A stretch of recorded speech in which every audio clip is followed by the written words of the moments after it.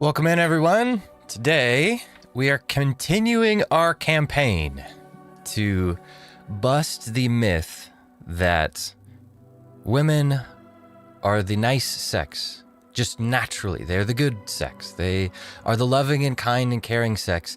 And they just exist that way. You don't need to hold them to any standards of behavior or teach them, exhort them, encourage them. You especially don't need to rebuke or discipline them. They just naturally treat people in a positive and loving and caring way. And I am continuing my mission to arm you guys with examples to prove that what we're saying is true about this. Today's aspect that we're going to look at is a phenomenon that's been going around social media a little bit, where guys try to get away from their what? Yeah, sugar, spice, and everything nice. Yeah, exactly. This is this trend where guys they're just trying to get some peace. They're trying to get some time for themselves. And it's sparked a little bit of a debate, a little bit of a controversy. Some people believe that men should be just, well, if your wife isn't treating you well, obviously it's because you're avoiding her too much. You're spending too much time in the den or in the garage, and you're not doing the things you need to do. You're not paying enough attention to her, not loving her well enough. So obviously that is all on you, sir. So let's hold on a second here. Yeah. So let's try to debunk that myth. First time posting in the chat after watching the stream for a while, but I'm curious. Guys have a name yet? If you're talking about the community, we did a poll over on the Discord and came out with Reclaimer Core. So, that is what the guys over on the Discord are going by. That's what the men are calling the movement. But anyways, let's get into just a peak example of what we're talking about today. So this is a guy who just went out and spent some time in his garage. After working all day, this guy hides out in his ultimate comfort zone. He thinks it's paradise, but his wife thinks he's a total weirdo. You think this is normal? You work all day and then come to be inside. The way this man responds after his wife gets mad at him is truly something else. Unbelievable. After working all... Because, yeah, unbelievable, guys, that a man would want just a few minutes of peace. And of course, the wife is offended when he suggests that she is not his peace. Because I guess she's assuming that, well, I just am. I just am the best thing for him to be around. I just am, I am deserving of his time and his attention. And yeah. This is something that, man, you'll see a lot of conservatives, a lot of Christians point to and say, well, this is obviously just the man not doing enough. He's not being a good enough husband. Yeah, I've seen the longer version of this video. In the seconds before she shouted at him, she was calling it the house her house. Yeah. It's worse when they don't want your attention at all. Well, yeah, I don't know about that. Yeah, which is worse? The undying loneliness of a woman that wants nothing to do with you and wishes you would just go away? Or the woman who gets upset with you when you do go away? This, by the way, is the woman that Proverbs warns about when it says, it's better to live on the corner of a roof than with a contentious woman. There's actually a bunch of proverbs about this. There's one about it's better a constant dripping. So basically, better to have Chinese water torture than to live with a contentious woman. Yeah, they're both the same woman sometimes, exactly.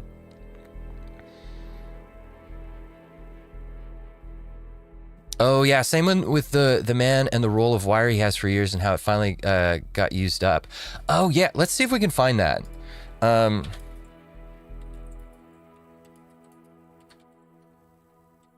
This roll of wire. Oh yeah. Hey, what are you doing? I came out to check on you. Huh? What are you doing? Thought you were working. I'm looking at this. What is it? It's wire. It's a spool of wire. And I'm almost out of it. Can you see the spool of wire? Mm-hmm. I'm almost out of it. Okay. It's actually kind of sad. I've had this spool of wire for like 40 years. I bought it like this it's on a piece of a long time ago, but it's like 40 years of my life is in the wire that's gone. Does that make sense? This is what's left. I'm sorry to hear that, and sad for you, but you're wearing your Jets hat, and I'm a little concerned right now that you're wearing your Jets hat. I thought that's why you were crying. Okay, I'm done. Yeah. Yeah, this one sparked a big controversy too. Yeah, because basically people were like, wait, yeah. Isn't there a follow-up video of him defending his wife? Hell, I wouldn't be surprised if there is. It's unfortunate. A lot of times you'll see the wife, after they post these kind of things, she'll post a video saying, no, it's not like that. Our relationship isn't really like that. Don't judge us on just that one moment. Really, I'm actually a good wife and I treat my husband really, really well. So no, and he loves me, or it was just a joke or something like that. There's all kinds of, walking back that the wife will do. Sometimes they'll rope their husband into it and get him to say, yeah, but he was forced into it. Yeah. Man finds profundity in something simple. Yeah. Yeah, there's a follow-up where she bought him some wire, totally misses the point. Yeah, it's like there's a connection there. There's a whole history there. There's a whole, that spool of wire connected to his whole story. I mean, for me, it was kind of a similar thing that happened where, so my mom, this is a weird story probably, but my mom used to make like jam. She would like get berries. She would grow her own raspberries and strawberries and things, and she would make her own jam out of it. And after she died last year, there was still a few jars left over. And so my dad gave me a couple of them because I loved that stuff. It was delicious. And some cookies and things. There was a few cookies left that my mom had baked, and she was, we loved her cookies. And when I ran out of those cookies and when I ran out of the jam, it was like this moment of like existential dread. And like this finality to it of just like, okay, these sort of last links that I had to my mom in a way are gone. And, I was getting a little bit despondent about it. And my wife saw that, and she's like, I'm going to go find your mom's recipe, and I'm going to go bake some cookies for you. And so she did that, and she still does. And my wife's cookies are almost exactly the same. And yeah, she understood the moment though. That's the difference. Yeah,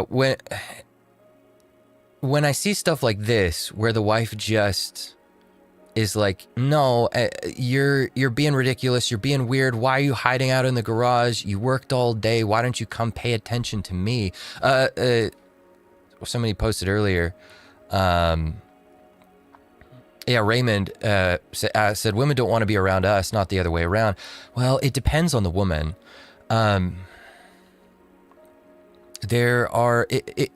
If it's a woman who you're married to already, then she's gonna want your time. She's gonna want attention. She's gonna want stuff from you.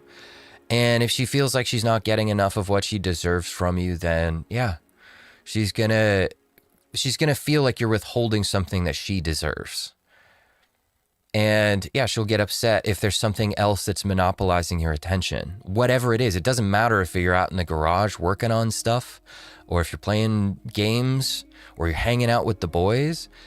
It's not, I mean, yeah, there might be something to that. It's not even so much that she wants you, it's that she wants that resource from you. She wants that attention from you. And, you know, whatever it does for her. And yeah, so it's what you're seeing in videos like this is just solipsism. This is an example of what we mean when we talk about that sort of main character syndrome that a lot of women display, where they just don't care. You know, again, there's women out there who do care. Like, you know, my wife instantly saw what I was going through in that moment and was just like, nope, that's not okay. I got to do something about this. But that's not a thing that women naturally arrive at. My wife did not do that because that's just how she came out of the womb. That's something that her parents very definitely raised her intentionally to care about more than just herself. They disciplined her that way. And, you know, they instilled that culture in her of caring about more than just yourself. And that's something that she you know, didn't rebel against, at least not for her whole life. She did in her teenage years bit, but yeah, that's something that just doesn't happen naturally on its own. So yeah, reminds me of the Fairly Odd Parents episode where Timmy wishes away everyone besides him and Trixie, and then goes crazy because he can't meet her demands for attention that she's used to getting. Yeah, Proverbs 31 women are so rare nowadays that they're considered to be unicorns. Any woman with an ounce of virtuosity, chastity, integrity, and character is a keeper. Right, yeah, if you come across one, guys, like, throw out every other standard or thing that you're looking for, whether it's just like, does she make me feel all the butterflies that I want? Is she the hottest thing I can get? Just throw that stuff out. If you can find a woman that has that sort of virtuosity, chastity, she has that character, she has self-discipline, she's able to say no to herself and her impulses and her urges, man, that is an exceptionally rare find. Yeah, don't let that, if you have an opportunity with that, you're fortunate, don't let it slip away. What's funny is when those in the church see men walking away, they think more wives are like the good wife as opposed to the ones like the ones in the video. Right. Yeah, you still need to be attracted enough to her. Yeah. Yes, you do. Okay. Yeah, there's a whole balance of things. I know. You do need to be attractive enough, like we've discussed on this. You need to be attractive enough that you can be intimate with her. Otherwise, it's going to be really tough being married. But yeah, if you have that minimum level of attractiveness to where it can work for you, then yeah, everything, prioritize every one of those virtues as high as you can. I think y'all are, English nerd here, I think y'all are confusing virtue and virtuosity. Virtuosity means mastery of a skill, not good behavior. Yeah, well, and that's exactly what we're looking for, is good behavior. But that's something that has to be demonstrated. And we're not seeing it in these first couple of examples that we looked at. So, turn down the music. Let's see here. Turn down a little bit. We got what was meant, yeah. Yeah. Okay, so there's the first couple examples of it. But this is what it leads to. And I think you're right, though. Yeah, most people are assuming that this is the rarity. This is the oddball. And that the norm is the woman who is super sweet and caring and actually genuinely empathetic. Just actually puts herself in the other person's shoes and cares about what that person's going through. It's crazy. I thought that way for years and thought men did not like me because I was not getting the attention I want, and then realized it was me who had the problem, not the man. Yeah. Let's see here. But when enough of this kind of stuff happens, that's okay. When enough of this kind of stuff happens and guys start to see it, they start to share stories about it, it starts to happen to them. You start to see guys reacting like this. I am okay to finish my life being single. Being single. Come on, hey, it's not going to happen. I would rather die as a single man, having never gotten laid before, than wife up a lady who's absolutely contentious, who makes me want to sit in the corner of my roof, who makes me want to run out into the desert and die there. Proverbs 21:19. I would rather be single for the rest of my life, because that sounds so much better. I think this is becoming more of a man's view in this day and time. Agreed. My son is 18. Base and Christian I was like, Giga you Chad, want to have yeah. a girlfriend? He's like, I don't want to invest time and money and everything in a girl that I don't want to marry that's been with all my friends. I don't think people realize this is going to become extremely common, where It is. men, like generally speaking, Already. in their nature, don't really need other people with them. I mean, I can go to church. I have my boys at church. Like, that's my community.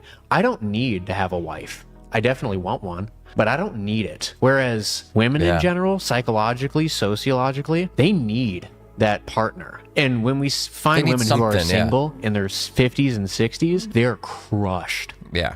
Yeah, once it gets later on in life, it's hard. Yeah, well, of course, our women are better than the rest, most TradCon White Knight congregations, exactly. Yeah. Yeah, I see it the way as the Christian chat over there, yeah. Right, and what he's saying is, well, he said this is becoming the predominant view, but it already is. The majority of single men are not looking. They're already in that space where they already agree with him. Sure, maybe I want a wife. Maybe I want that good partner. But man, I am not compromising. I am not. If it's not out there, I'm just going to not have it. I'm not going to compromise just to have the ring on my finger. And that's good. That's fine. I think, yeah. It's best for both men and women if they have that partner. It's healthy. It's a good thing if you can find that woman of virtue and you yourself are that man of virtue. But if it's not there, if it's not around you, then man, this is not the place you want to end up. Having to constantly defend your wife's behavior to the internet. Like if you're having to jump on the internet and defend the stuff that your wife is doing, something's not right.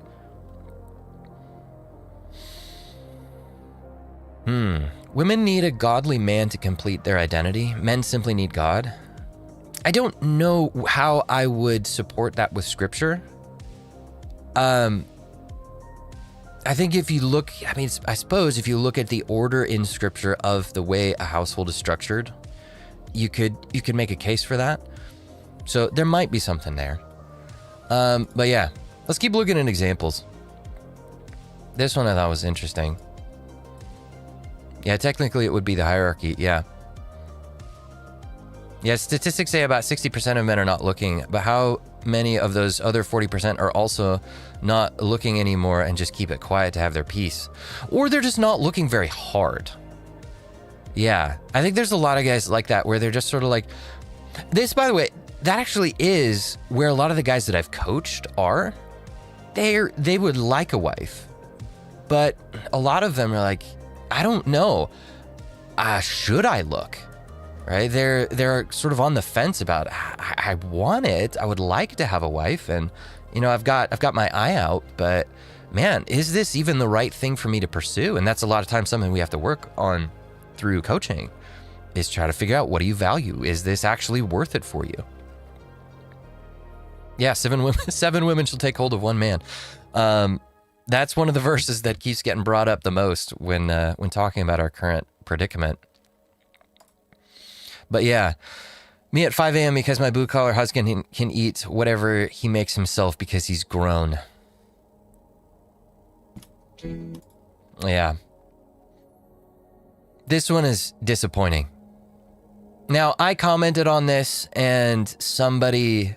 Yeah, he cares for her, and she doesn't care for him. This is why the trust is broken. Some white knight replied. Let's see if we can find it. And I don't know. No, it's not showing it. But maybe they deleted it because we went back and forth. No, it wasn't a. Oh shoot! I forgot to pull up the Discord. That's a good point. Yes, some woman was just like, well, trying to defend this. And yeah, I was not having it. I'm guessing that they deleted it. Yeah. Not a team player for sure, yeah.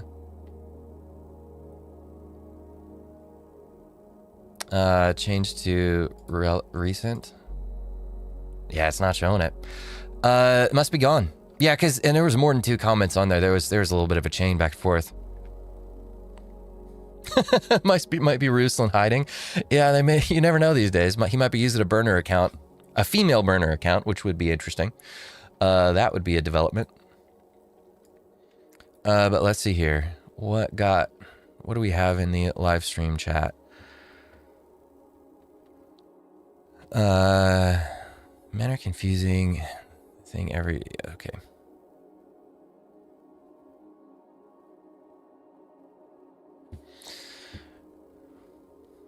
Oh yeah. Yeah, okay. So this was the men always lose flowchart. If this is what I think it is, if this is the men always lose flowchart, this is a thing that I've been looking for. So as I was trying to figure out how to be happily married, I came up with a marriage logic map. And I don't normally take the time to explain this, but I'm going to because, well, it's kind of nerdy. But when you design computers, that's what I used to do. They use logic, which is called the computer logic. And there's AND gates and OR gates. And basically, there's 2 inputs to a gate. There's A and B. And if an AND gate says if both inputs are true, A is true and B is true, then the output is true. And if either one is false, the output is false. A has to be true and B has to be true. An OR gate says if either one is true, the output's true. And only when both inputs are false is the output false. Not anything funny in there. Yes. But love logic gates. Yes. Logic map. This is the key to happiness. Uh-oh. These ladies down there went, we don't like where this is going. Yeah, I have a feeling we're about to expose... This. I'm going to preface this by saying, well, I'll get to it. But I can't hear it. The most obvious thing. There's 2 inputs, Dawn and Laura's, my wife Laura. Okay, if I'm wrong and Laura's right, this is a really easy one. Laura's right. That's Can you hear it? Thank you very much. That one seemed obvious to me. Believe it or not, from here, it gets complicated. Okay, if we're both right, it doesn't matter. Laura's right. Thank you very much. Yeah. That's the key. I would rather be happy than be right. That's what I'm thinking. If I'm right and Laura's wrong, doesn't matter. Laura's still right. Yep. And if we're both wrong, Donna's wrong. So basically, yeah, I cringe at where it's going. Yeah, we all knew. The plot twist at the end, exceptional. Take out your phone and take a photo of this. You're going to need to know it someday. Unfortunate. Yeah, Patrice O'Neill said it's something along the lines of happy man, happy relationship, happy woman, unhappy man. Yeah. More happy wife, happy life nonsense. But yeah, there's a reason why people are making jokes like this. It has its roots in reality. And this is precisely why things like complementarianism aren't working.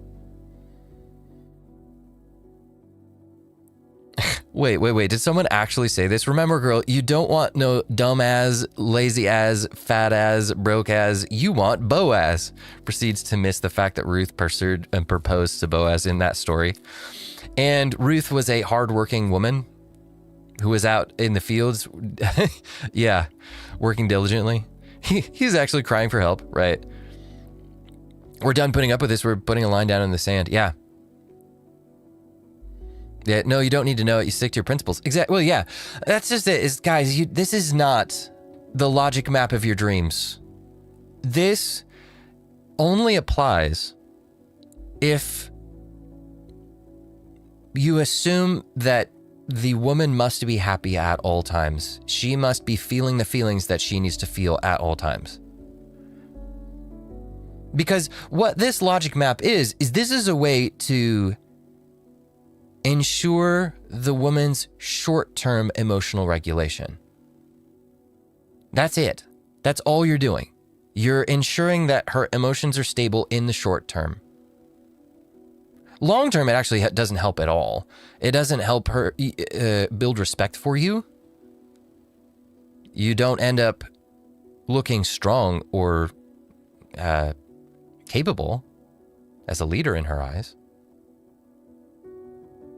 Yeah, this map of eggshells and the fear from the man. Yeah, well, this is the ultimate example of what we would call fear of man rather than fear of God.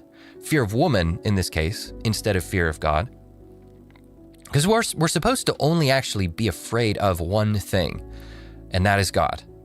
We are not supposed to be afraid of what people can do to us. That includes women. We're not supposed to be afraid of their feelings. All this is doing is just trying to make sure that we don't offend women's feelings.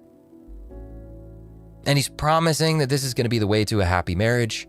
It's not.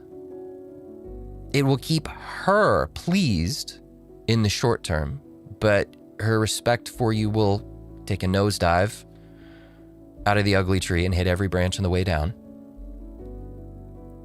And she will become more and more contentious as that happens. She will get worse, not better. Right? That's one thing that Dr. Edgington talks about when he describes his experiences counseling reviling wives. When they're not given boundaries, when they're not given accountability, they don't get better, they get worse. This is a path to making things worse long term. Short term peace, maybe. But long term disrespect and destruction of your marriage. So this is a terrible idea. But yeah, I think you're right, Espen. This is the kind of thing that we need to point out and say, nope, we do not accept this anymore. We're putting our foot down, saying no. Who's Dr. Edgington again? I think I've heard of him. He is Dr. David Edgington. He is a biblical counselor. He's written several books. Probably the most impactful one is The Abusive Wife. His most recent book is called White Knights and Reviling Wives, which does exactly what it says on the tin. Highly recommend reading both of them if you haven't already. Pick them up. Check them out. This is Jedediah Bila responding to this girl is super confused why men are fed up right now, why they're upset. Why are men so angry? Like, what do they have to be angry about? They make more money than us on the dollar, and I'm pretty sure Viagra is covered by insurance. Well, first of all, it's not true. They don't make more money. In your age range, young lady, you are more likely to make more money than a man. The only on the dollar thing that you could even reference is lifetime.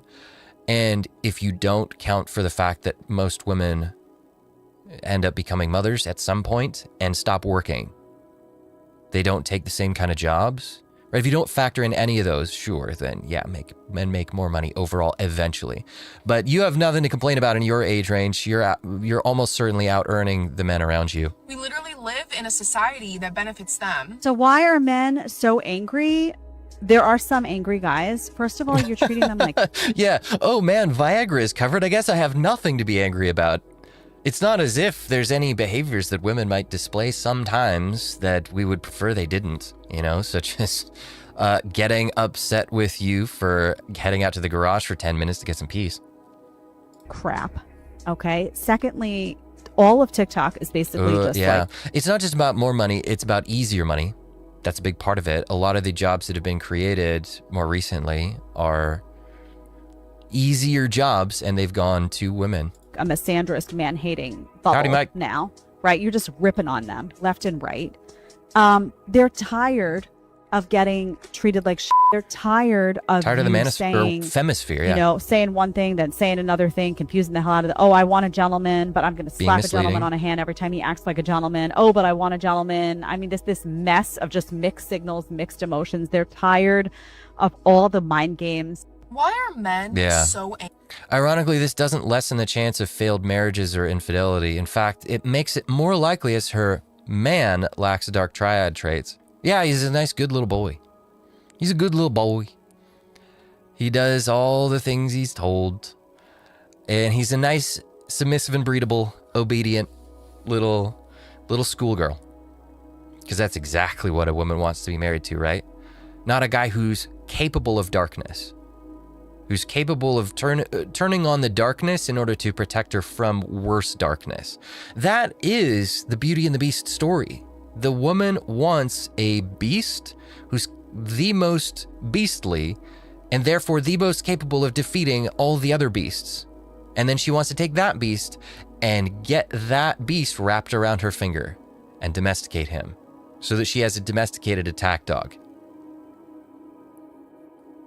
That's it. Yeah, guys, hit the like button. Let's push the algorithm for this thing.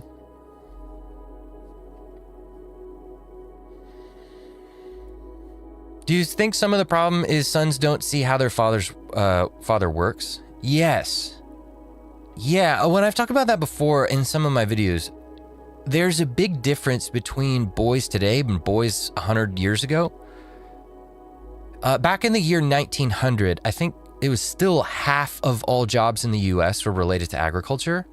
And in those kind of jobs, you would be starting your working life a lot younger as a boy. You would go out in the field and work alongside your dad at a fairly young age.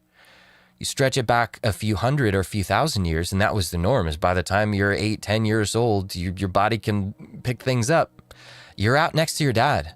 You're working alongside your dad. You're talking to your dad. You're watching him be strong. You're watching him defend his crops. You're watching him negotiate with the neighbors or a client.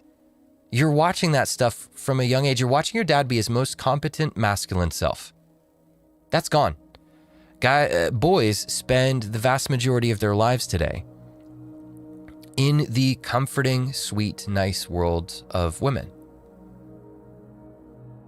Or what is supposed to be nice. It isn't always, but very feminine, very soft, no rough edges, no aggression allowed. So, yeah, boys aren't around their dads anymore to see that kind of thing.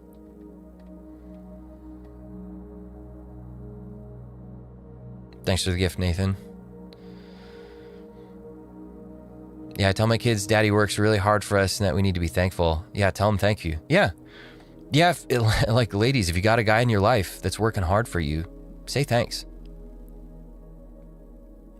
Yeah, because you guys, I mean, man, ladies, you don't know how impactful that is for a guy, just to say thank you. There was a thing that I think it was Brené Brown did a study where she asked men what is the equivalent of buying flowers. Like if you buy a woman flowers, what's the equivalent for a man? And the top answer was just saying thank you, just showing appreciation. It's hugely powerful. Aggression is allowed, just not by men, especially young men. Yeah. Well, and that's how far it's flipped. 50 years ago, it was very, nice and sweet and everything had to be kind.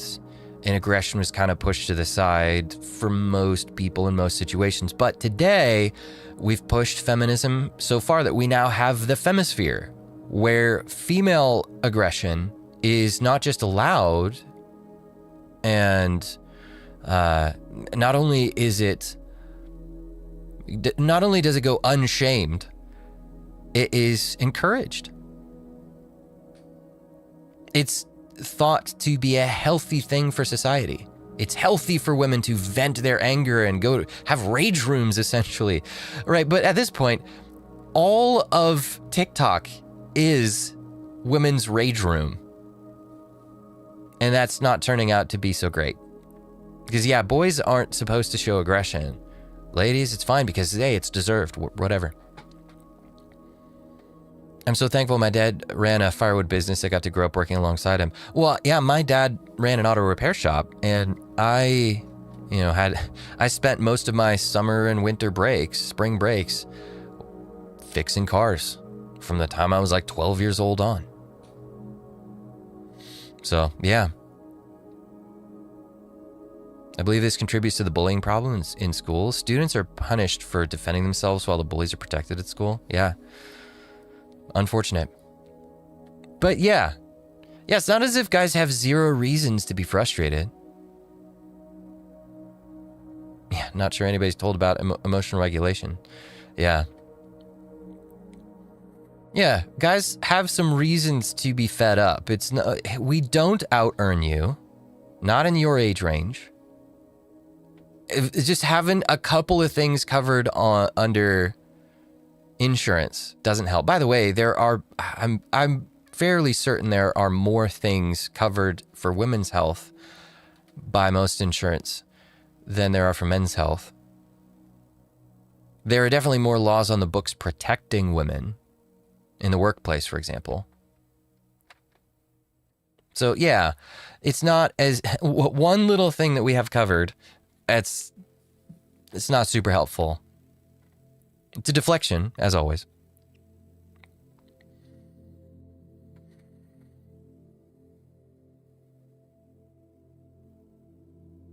Yeah. So how do we get people out of the position in hierarchy / amount of power and influence equals intrinsic value and worth premise that underpins a lot of these issues? So yes, that is the power premise that I keep railing on. I'm working on a video that is specifically just about that premise. That one's a little ways off, but it is to attack that premise. Bring it up. Every time you have a conversation with somebody about this, don't let that premise slip by unnoticed, because that premise right there is an undefeatable cause and effect chain unto itself. Once people start to believe that that's true, it's that premise that does the auto battling for them. It makes the arguments for them. It sways people's sensations of morality over to their side. You can't get through to them as long as they believe that premise. So the first order of business is you got to defeat the root. That is the root of it. That's the root of the issue. It's why women feel like they deserve reparations from men. Name it. Well, there's a couple of names I'm floating around. I call it, in the video that I'm working on, I'm gonna, name it out loud. Well, exactly. Yeah, I'm gonna call it the vicious equation or just the power premise. We'll see which one sticks. But yeah, name it out loud. Bring it out, like, you speak its name and describe it to people. How long do you think God will let this play out? Ooh, that's a good question.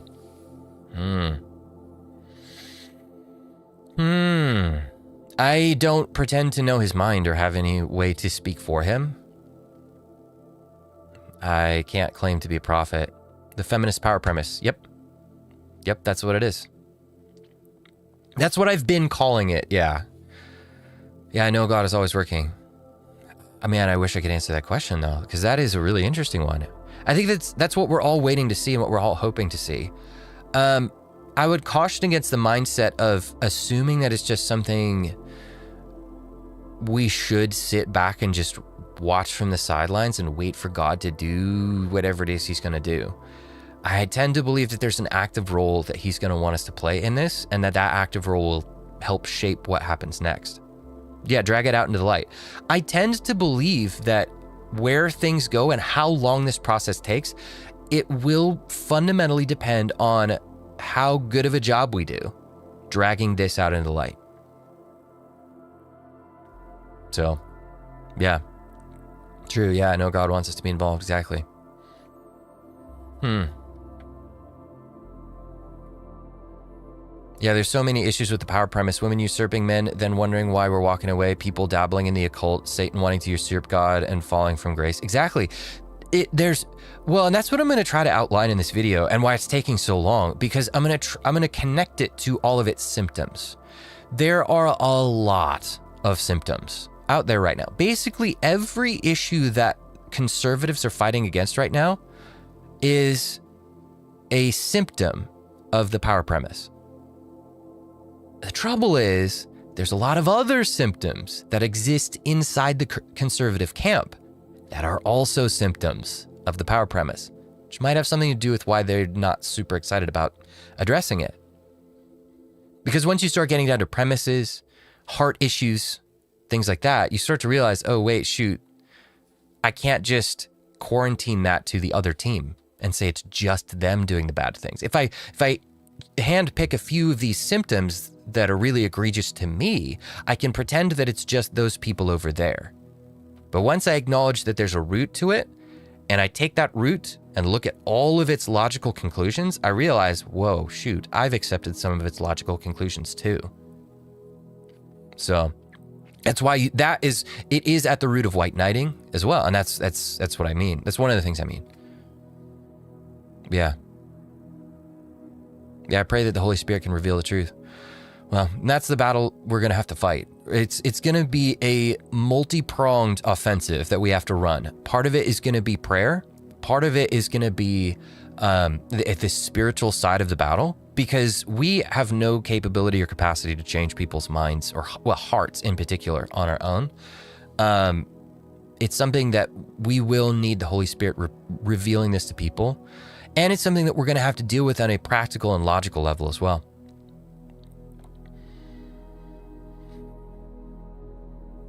Yeah. So Mike said, here's something I've been working on over a few videos. In times past, it was well understood that nobility comes with obligations. Women have inverted it by wanting power without accountability. Yeah. Women are the new French nobility. Yes. Yeah. That didn't turn out well for the French nobility, by the way. So if anybody wants to have a good ending or good outcome for women in this, we need to start helping them get this changed. The deadly sin of pride might need to be changed for thirst to power. Yeah. Yeah, pride is a very sort of nebulous thing, and you can connect it to pretty much any sin. It's very vague. So yeah, I think in our current context today, we need to be specific about it. We need to, we need to have a more accurate descriptor for the behavioral, that describes the behavioral outpouring of it. Because I think it is rooted in pride ultimately, but that's too generic and vague to really describe what we're seeing most commonly today. Most commonly today, it is a thirst for power and status.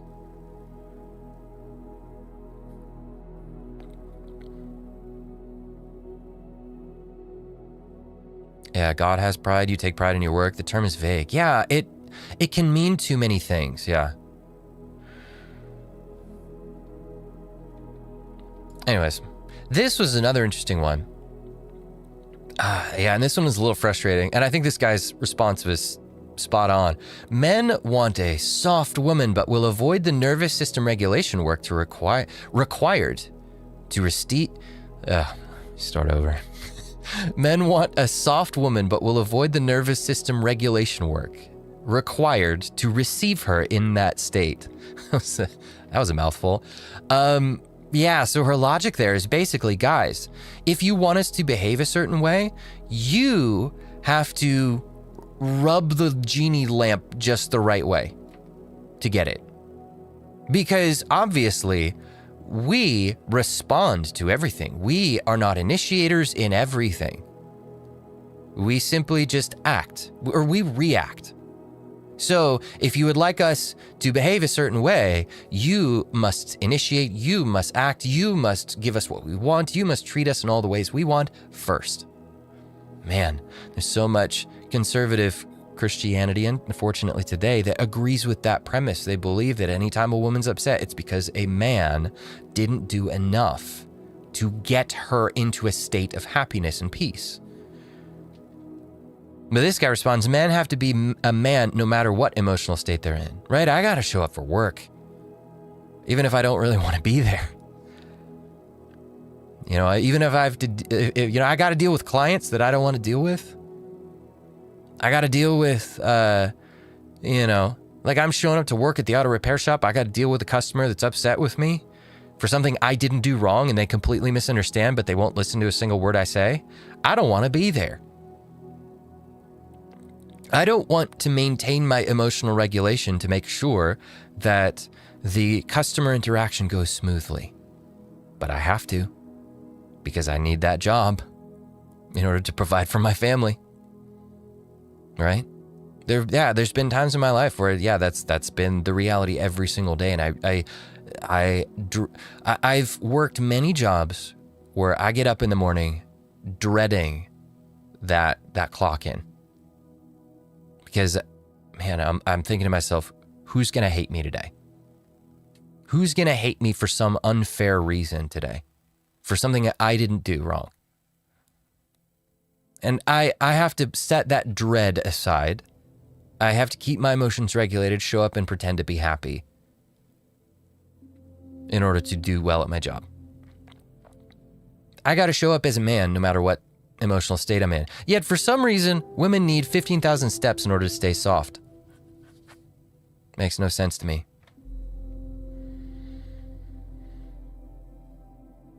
Yeah.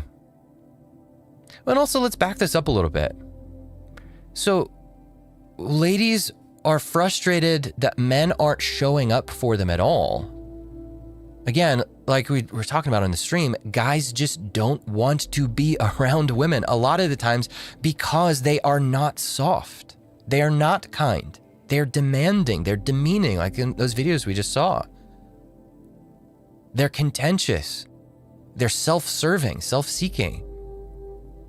They're harsh, bitter. Men don't want to be around that. And so the ladies get upset. Say, guys, where have you gone? Why don't you want to be around us anymore?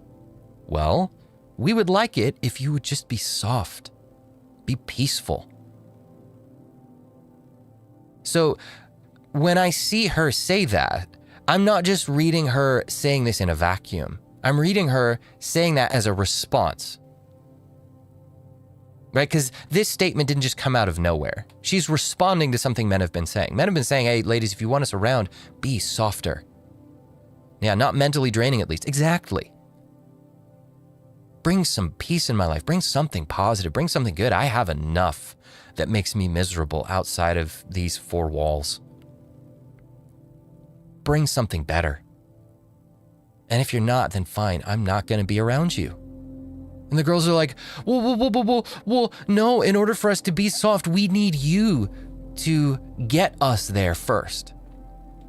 We need you to we need you to be our external emotional regulator for us.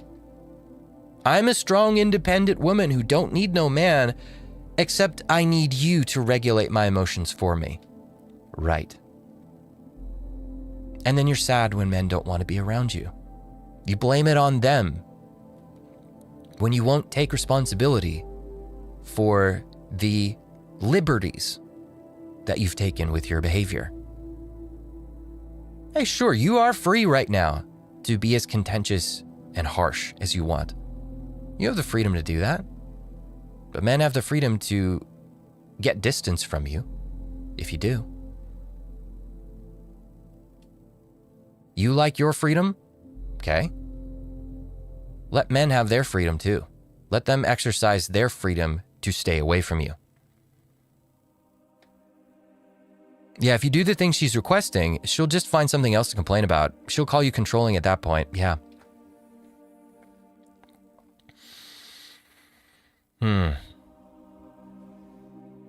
Trying to look at the bleak numbers and quickly go from optimistic to false hope. So it's about keeping understanding. Yeah. True, but if I look for a wife, I think any man establishing a family shouldn't be looking for the 90-ish% of women out there. We only get one shot at life, not to not mess it up. Yeah.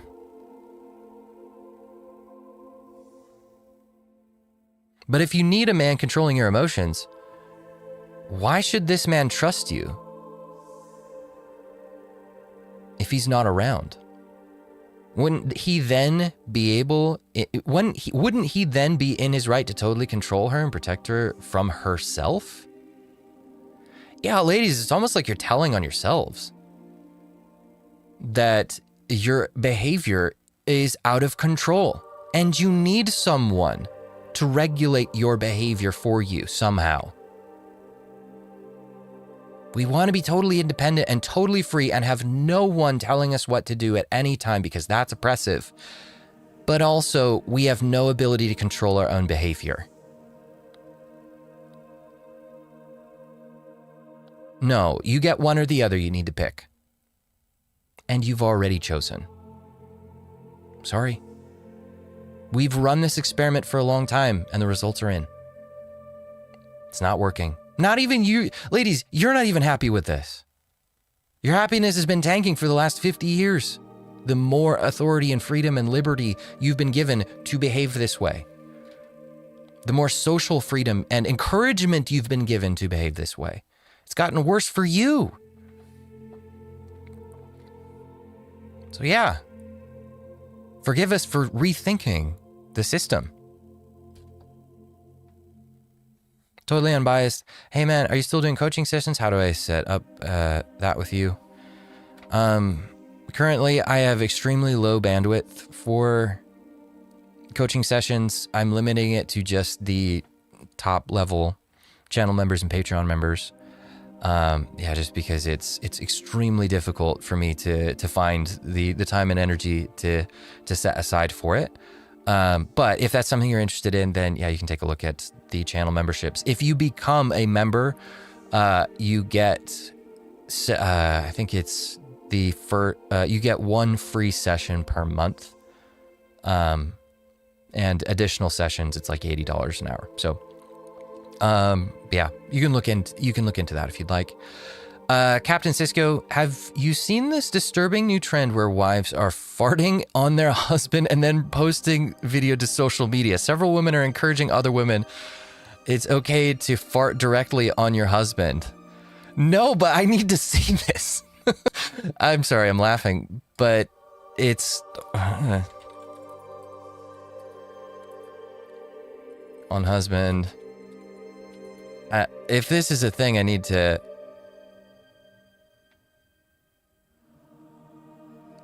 Fart on husband prank? Is this what we're talking about? Bro, like I'm dead. You killed me. I'm dead now. Boom. Bitch, I'm a... Well, okay, so in that one, she's not farting. It's just a fart noise. Fart prank. Wait, is this what we're talking about? Oh, this has got to be it. Oh, bam. I hate your fart.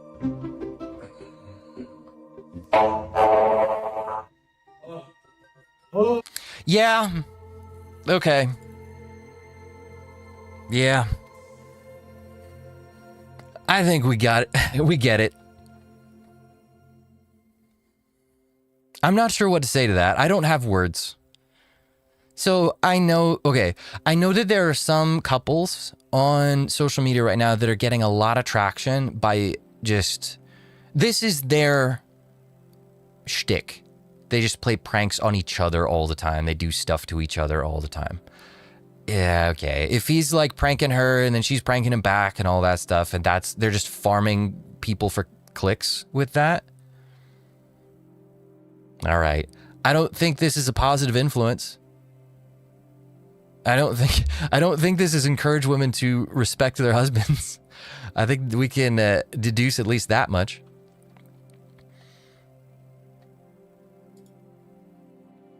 Kind of explains the leftist Islam weird alliance. Yeah. That has, I think, more to do with the power premise is a part of it. So it's this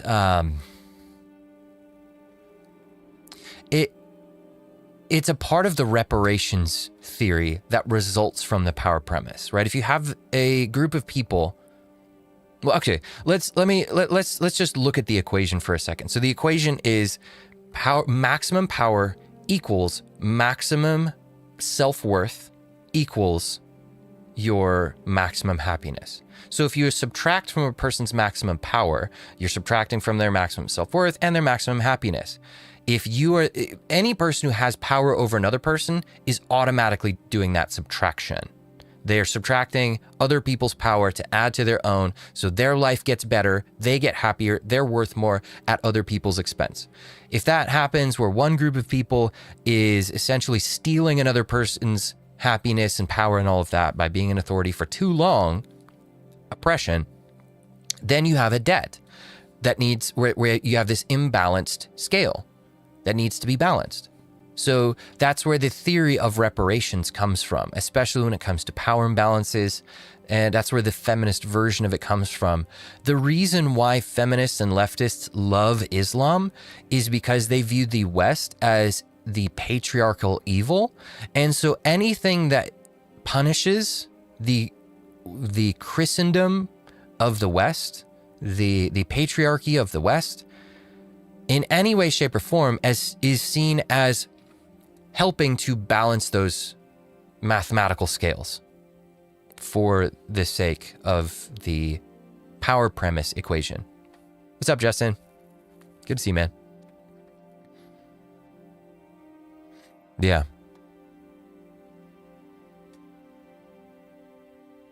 Yeah, maybe separating the source and authority meanings of headship was a mistake. Yeah. It's supposed to mean both. It's primarily been interpreted as authority. But it's supposed to be both. Yeah, that definitely has something to do with it. Yeah, it's crazy because it's one of the most oppressive religions for women, and they're all for it because they have God and the West. Where they hate God and the West. Yeah. Yeah, they don't realize the monster that they're getting into bed with. And maybe that has something to do with it too. Because think about it. Who are they reading about in their smut novels? They're reading about dominant, oppressive men. Could it be that actually they know how oppressive those men are? And there's a part of them that wants it because they find it attractive. They find that sort of, because it's distant and it's not real to them, it remains a fantasy to them. They can fantasize about what it's like. And they can fantasize that it's this really wild, erotic,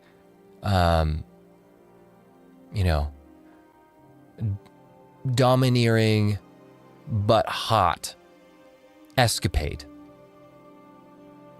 Maybe they're fantasizing about those oppressive men from the East that way. They can't all be crazy? Yeah. Yeah, Source was basically leaned on by Elizabeth Cady Stanton and her ilk to destroy the family patriarchy in the male-only office, keeping in the church. Yeah. Yeah. And look at what we have now. That's where it started. Stanton and Blavatsky and Woodhull and all those women, Anthony, all of those women talked to some demons, got this power premise from it, basically, got all of their ideas about the evils of the family, the patriarchy, the male headship of the West, and then decided, hey, all this stuff we heard from, well, they call them ascended masters, but it's demons. All these ideas we got from demons. Yeah, let's go push that into Western society, and boom, now that is the equation we run on. Women don't find brown guys attractive at all. Well, it's not the guy, it's the power. It's the power imbalance. They are actually attracted to power imbalances. Let me see if I can find it. I was saving this for another stream, I think, but hold on. Where is it?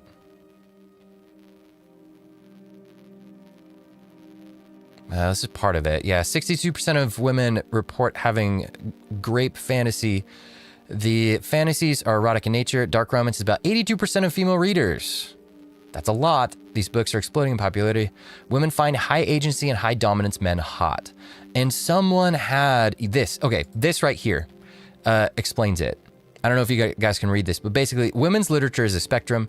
So at the top, this says realistic and contemporary. At the bottom, it's fantasy and supernatural. On the left, it's coercion by systems and circumstances, so structures. And on the right, it's coercion by individual relationships. Handmaid's Tale and Goodnight Pun Pun, those are realistic depictions of systemic, societal, external forces dominating.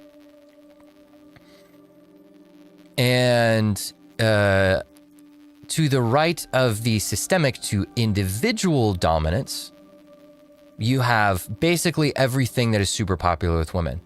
Let's see here. 50 Shades of Grey is an ape fantasy, control and dominance romanticized, a #1 bestseller. Bare to You, these are all the realistic depictions up in this corner. Is another ape fantasy, obsessive billionaire with control issues, #1 Amazon #1 romance. Then you have Haunting Adeline, which is another ape fantasy, stalker with ownership claim, #1 dark romance. And then you have the fantasy versions of it, which are Twilight, Stalker, Vampire as Dream Man, New York Times bestseller, A Court of Thorn and Roses, Power Imbalance, Supernatural Alpha Ruler, #1 New York Times bestseller, Morning Glory Milk Farm, another ape fantasy, monster bestiality fantasy, #1 monster romance. Yeah. So women, I don't think, are attracted to goat beasts particularly. It's not the person that they're attracted to, it's the power imbalance. If it's an individual, this is what women are reading. This is what they're telling on themselves. This is what they this is what they find sexually stimulating. So could it be that they see some of that in the East? Could it be? We're just asking the question.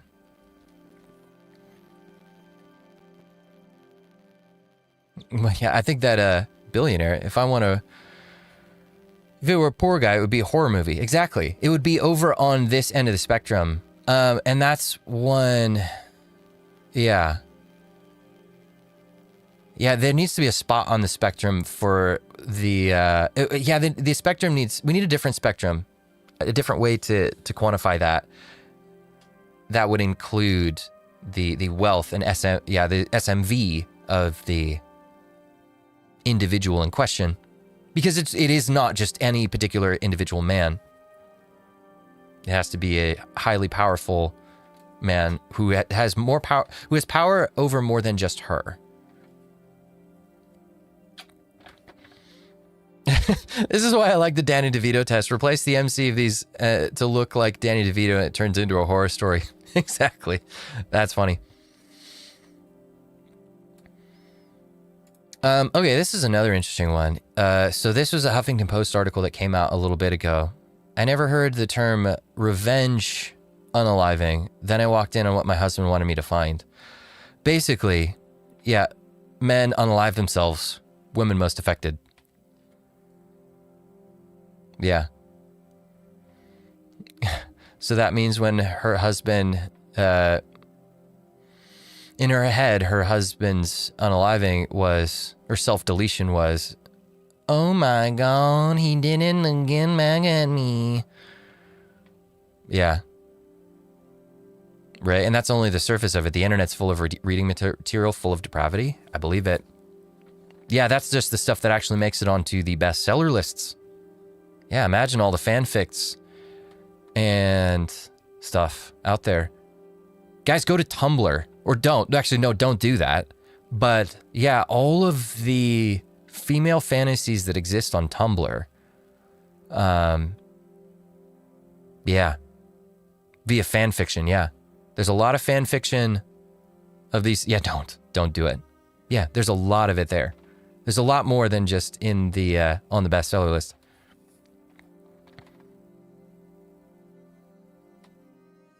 Yeah, that meme gets so much work in this month. Some event negatively affects men in the wild, and in wild and tremendous ways. Women most affected. Yeah. There's a lot of legs on that particular trope. LAMS, looks, antisocial behavior, plus money, plus status. Yeah. Yeah, it's unfortunate. Tumblr is where hope goes to die. I believe it. Let's watch a little bit of this. Lady J is usually pretty good, for the most part, that I've seen. If you are a stay-at-home mom, you should be receiving a salary from your husband. Why? Because if two people are married and one is working and one is not, in this case the man is working, that means he is paying for everything in the household, to include the mortgage / the rent, the bills, the insurance, and everything that goes along with being an adult. So why does the wife, in this case, who doesn't work, need to get a salary from the husband? If you are a stay-at-home mom, otherwise known as a non-compensated working mom, and you are married to a man... You know, I've always wondered, what about women that are married to other women and one of them works? Yeah, how does that work? Does the one who is working have to pay the non-working woman a salary in that situation as well? Or is this only a man-woman kind of thing? I have a hunch. Your husband, the compensated partner, should be paying for the uncompensated labor. And yeah, there's going to be a little... So, hold up a second. Uncompensated labor. So does that mean that the husband should be compensated for his uncompensated mortgage payment that he makes for her? Hey, so I worked to buy you food. I worked to put a roof over your head. I worked to put clothes on your back. Do I get a portion of those back from you? Do I get taxes? Do I get taxes from you for all these things that I have given to you? So again, this is another one of those things where it's interesting to trace this back to the power premise. So your ability to have resources and generate resources is tied to your self-worth. If you do not have access to that, if you are a dependent woman, this is why women hate being dependent on men today. If you're dependent on a man, that reduces your access to resources. The problem with that is we assume that's tied to your self-worth. Your resources, your achievements, and your all of that stuff, recognition, all of those things are tied to your self-worth, and self-worth is supposedly what gives our lives satisfaction. So what this woman is essentially arguing is, no, you need to you've taken away her agency, her ability to generate her own self-worth things by, having her depend on you. So you need to make up for that by giving her her own salary, her own wealth, her own money. So you've taken away her opportunities to go gain self-worth items outside of the home. So you need to replace that with a way for her to gain it while she's inside the home. Otherwise, she can't, you've taken away her power. You've taken away her access to resources and status and achievements and all of that. And so you have taken away her happiness. So you need to make up for that. This is the power premise in play. It is an unstoppable cause and effect chain. The moment a person accepts it, this is the logical conclusion of it. She's not being illogical or irrational. It is the logical conclusion of the power premise. Always. Yeah, give her an allowance like a child. Yeah. Sometimes that's what you gotta do. A lot of pissed off men in the comments. No, I'm just confused. Why exactly would a spouse expect to get paid for doing the work that a person, if they were single, would be doing all on their own with no reimbursement? Yeah, for free. This doesn't make any sense to me. Yeah, you'd be doing that whether you were with a man or not. Try to replace a stay-at-home mom. Oh, don't ask for that. A chauffeur, a chef, a nanny. Don't ask to be replaced. Right, look, guys are already avoiding you because they are concerned that they'll end up with this. Yeah, don't tell them to replace you because they'll look for ways. You say replace you, hey. All right. We got robots coming down the pipeline. Yeah, don't be asking for your replacement. That is an own goal if I've ever seen one. A project manager for that? I have a crock pot and a Roomba. You're half replaced already. Yeah. They're asking to be replaced. You will be upset with the result. Well, yeah, she's already upset, so I don't know that anything will make her happy, but yes, you're correct. House. In fact, recent data has shown that stay-at-home moms, non-compensated working parents, if you had to pay them a salary, it would be at least $175,000. This from what? From where? Yeah, and again, this is also completely neglecting the fact that men still do unpaid labor in the home as well. There have been multiple studies which have shown that when you add up all paid and unpaid labor men make on average, or men do on average, I think it's like 5 or 6 hours a week of total labor more than women, on average. That's just average. So, really yeah, doesn't make it. Really, if you want to calculate it up that way, well, take the man's salary and then add the unpaid labor that he's doing because you demanded that he take out the trash and do the laundry and help you with the dishes and cook dinner for you and all this stuff that you demanded of him. Because let's face it, we know you're not doing 100% of everything at home. Not with that hair color. Not with that, like, not with that particular look. We can, you're wearing the uniform. We know which team you play for.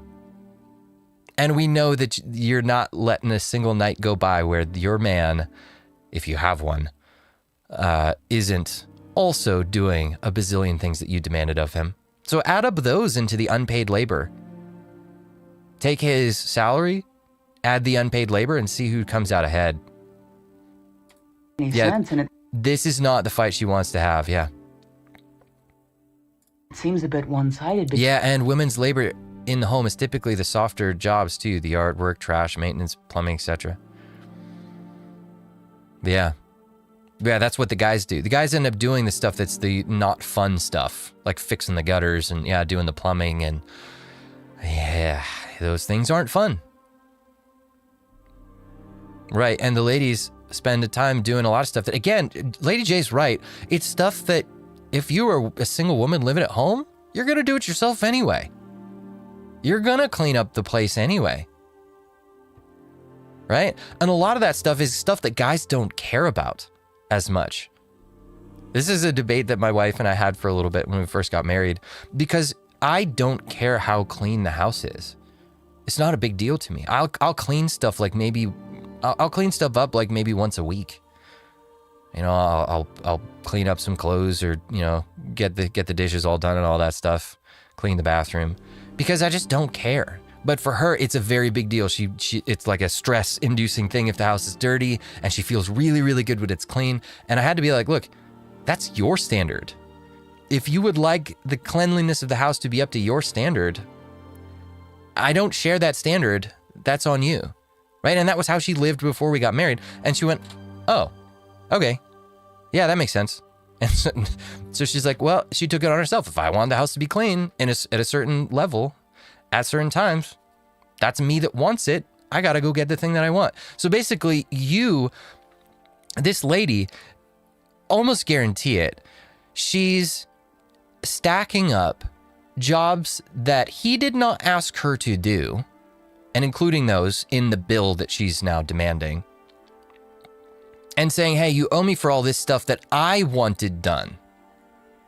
Yeah, that's fair. Because you notice how you never hear this conversation coming up in same-sex relationships? It's only men and women. Why is that? So if you are a non-competent... well, could this be one of the reasons why lesbians divorce more often than anyone else? Because they don't know who to pin the unpaid labor and all the blame on for all of these fights. No one has the gender card to play. Like this particular woman with her giant glasses and dark lipstick and masculine clothing. Compensated working mom. If you are a stay-at-home mom, you deserve a salary from your husband. I've said it. Sure. Right. So let me ask a question.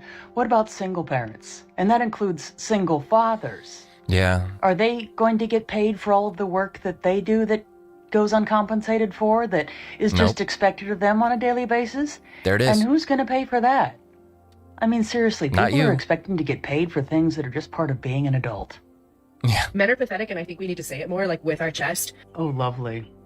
Now just take a moment with me what did and we do? imagine the amount of backlash that would happen if a man actually said this about women.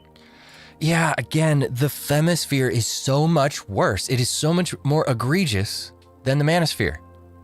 And again, like if people want an answer to why guys don't want to be around women, it is because they can get away with saying stuff that's so much more egregious and just so much more hateful and spiteful. And they say it with their chest, and they're encouraging each other too. Thank God for women like Lady J who are calling it out. My sister-in-law was with a man for 7 years and then dumped him. She then started dating a woman and they just broke up a year after. Honestly, it makes me laugh. She hates men too. Well, apparently she hates everybody. Yeah. Yeah, at least the manosphere tries to base their points on data. Yeah, at least we're trying. Instead of just vibes and feels and anger. It's like we got some frustrations. There's a lot of frustrated guys that come through the chat. Sure. But a lot of times it's because they're on the receiving end of this type of stuff. They're not initiating this garbage. They're receiving and trying to handle it with grace, and eventually guys just snap. It would be all over social media. And the comments alone, can you even imagine? Heck, it might even make the news. But unfortunately, behavior like this from women towards men isn't newsworthy. It barely even ruffles any feathers anymore. It's normal. Because misandry has become commonplace because it's so popular. We're desensitized. And unfortunately, a lot of women just don't care about men. They really don't. They use them as their emotional punching bags. Yeah, the divorce rate on lesbians must be high with the breakup rate. It is. It's something like 70+%. 2 men, lowest divorce rate. Man and woman, medium divorce rate. 2 women, highest divorce rate. Explain that.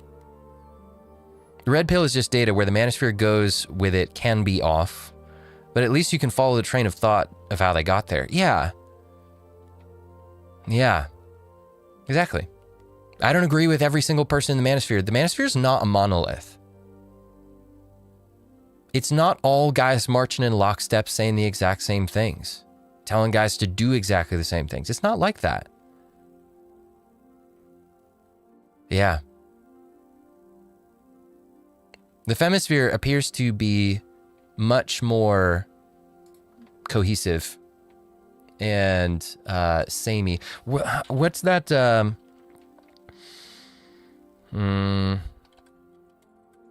What's the research on the differences? How do I phrase this search? Have you guys seen that picture that shows the like heat map of all the different views on the left and on the right? And on the left, it's like all clumped together, and for people on the right, it's all over the place. How do I phrase a search for that?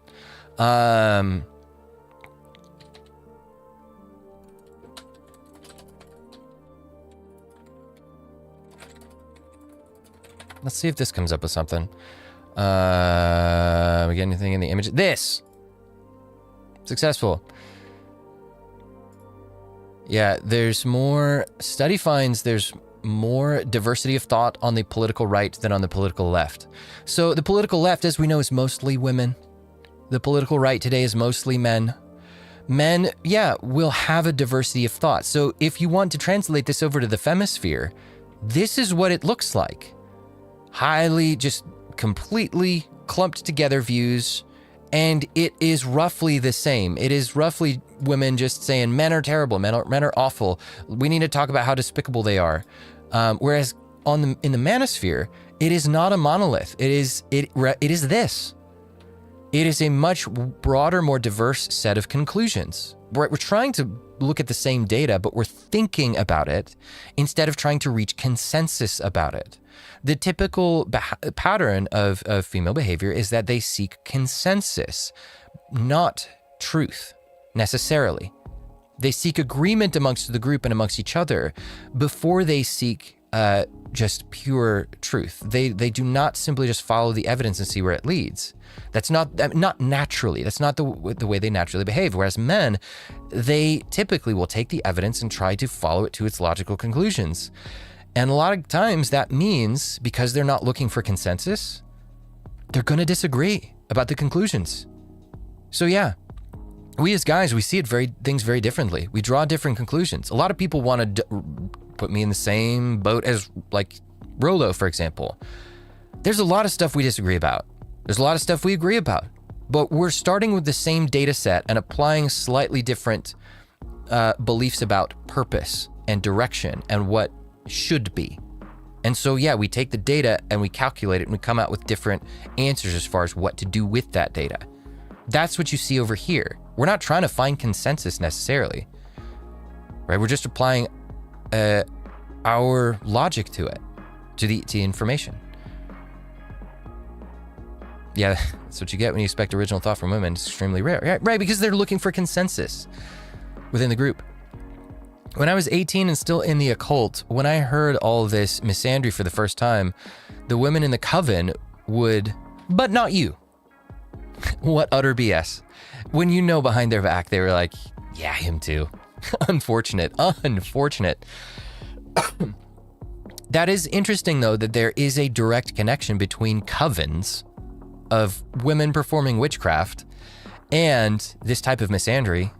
That's interesting to hear. That's worth pointing out. I'm glad you shared that.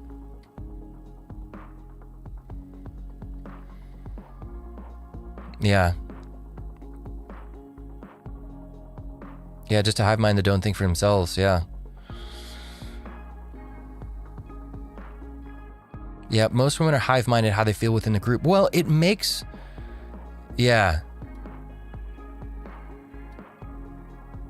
Matt is very different from CGA is a good example. Yeah.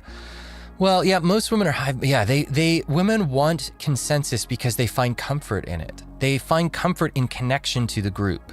Being that they're the weaker vessel, they're not as able to stand on their own and defend themselves on their own. They need the resources of the group. They're not as able naturally to generate resources.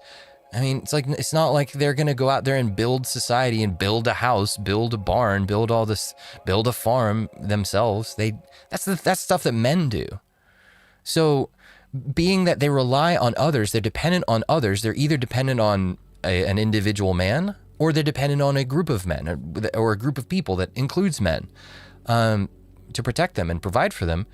They want to remain well connected within that group. They want to remain in good standing with that group, because if they lose standing within that group, there's a potential that the group could kick them out and they lose access to those resources and protection they're depending on. So it makes sense that they would want to figure out what is the consensus within the group so I can go along with that. It makes sense. And guys, we don't need to quite as much. So.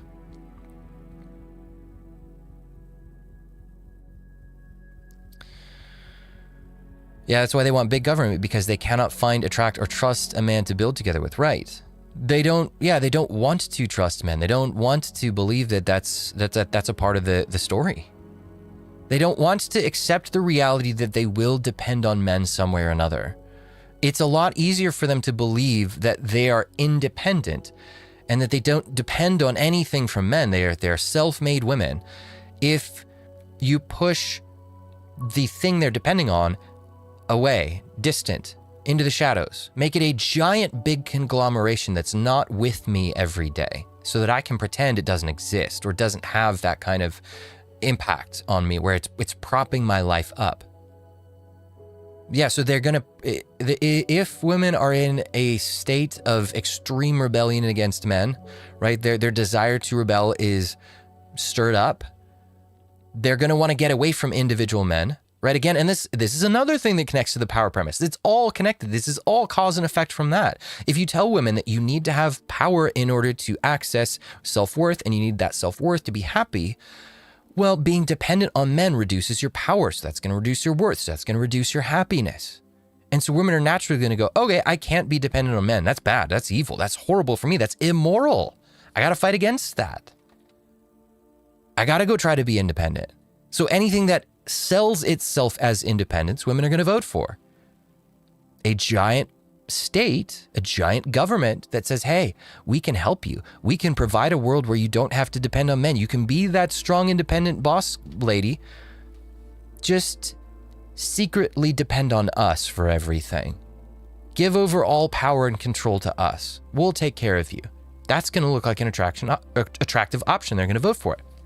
So even socialism, that's why I say everything conservatives fight against. Big government and socialism and communism. Even that is a symptom of the power premise. You can't defeat it until you defeat the power premise first. Yeah, they don't depend on a single man, they depend on men as a class, which then in turn leads them to disparage and disrespect individual men because they think they don't need men. It leads them to avoid men, to see men as disposable because they think they don't need a man. They're still dependent. They're dependent on the class of men that's keeping this world going. But yeah, the jokes write themselves, exactly. But yeah, this is why I push my if there's one thing that I could accomplish with this entire channel, it would be the defeat and the destruction of the power premise. If I can accomplish nothing else, no other goal gets achieved. But the next generation that does the rebuilding on the other side of whatever crisis we are entering into right now, if they do not have that premise, they're not building from that, and they are instead building from God's values and God's premise, they have a chance. They have a shot.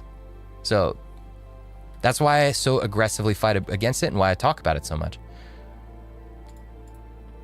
And even other women think that they can't be possibly sexist towards men because they think that they're oppressed in the Western world. And in their minds, you can't be prejudiced or sexist towards someone who oppresses you.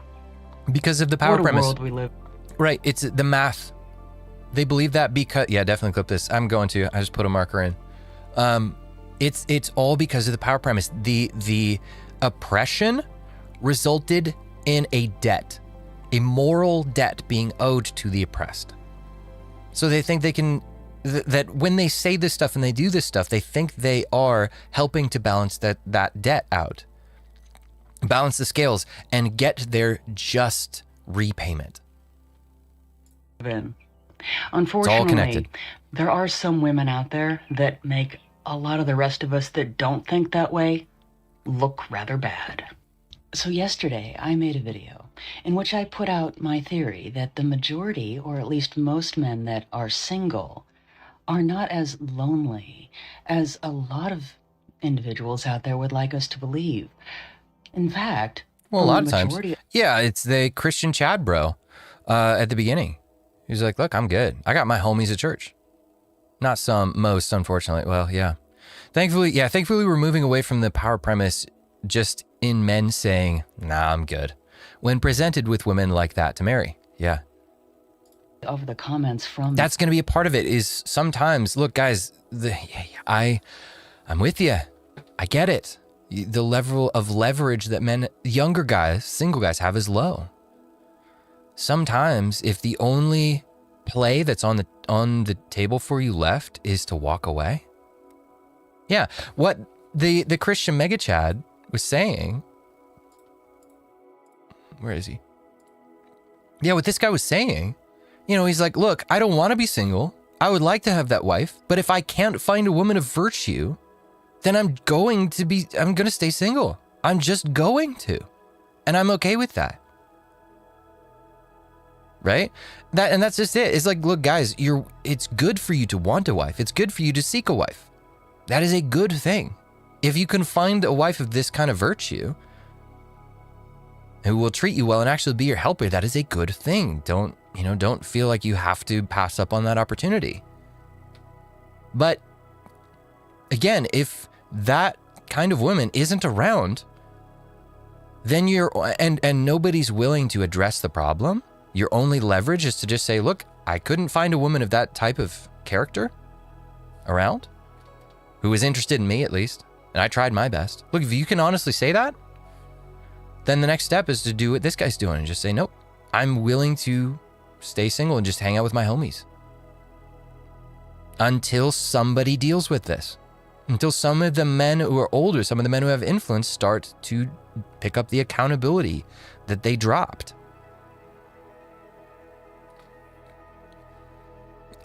Heroes Forge You, the YouTube guy? Yes, he is. He's one of them. We've watched some of his videos here. Mike's a good guy. I've talked to him before. So go check out his channel.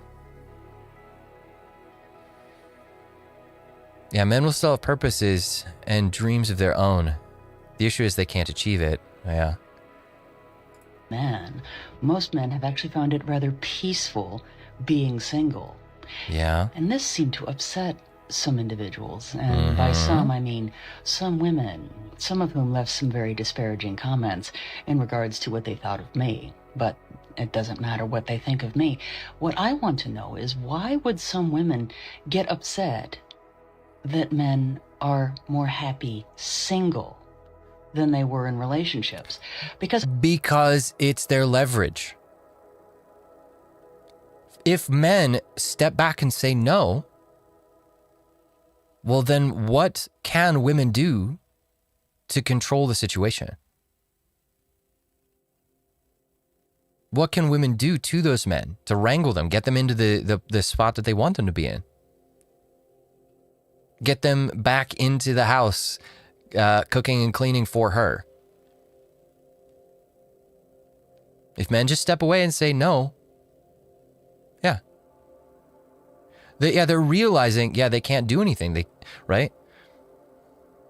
They can vote. Well, we'll give it 20 years. We'll see how that plays out. I think we all know that sometimes it's worse to be in a relationship with someone that doesn't appreciate you than to be single and be by yourself, where you don't have to worry about impressing anyone or worrying about what they're doing. So why would some be upset about what... Honest question, should I rejoin my women's Bible study group even though I could tell it's full of a bunch of feminists? That's a good question. I would lean on your husband's wisdom for that. I don't want to make... I wouldn't want to speak into that situation on his behalf. But that's a discernment question that I think you and your husband are going to have to look at that and really assess.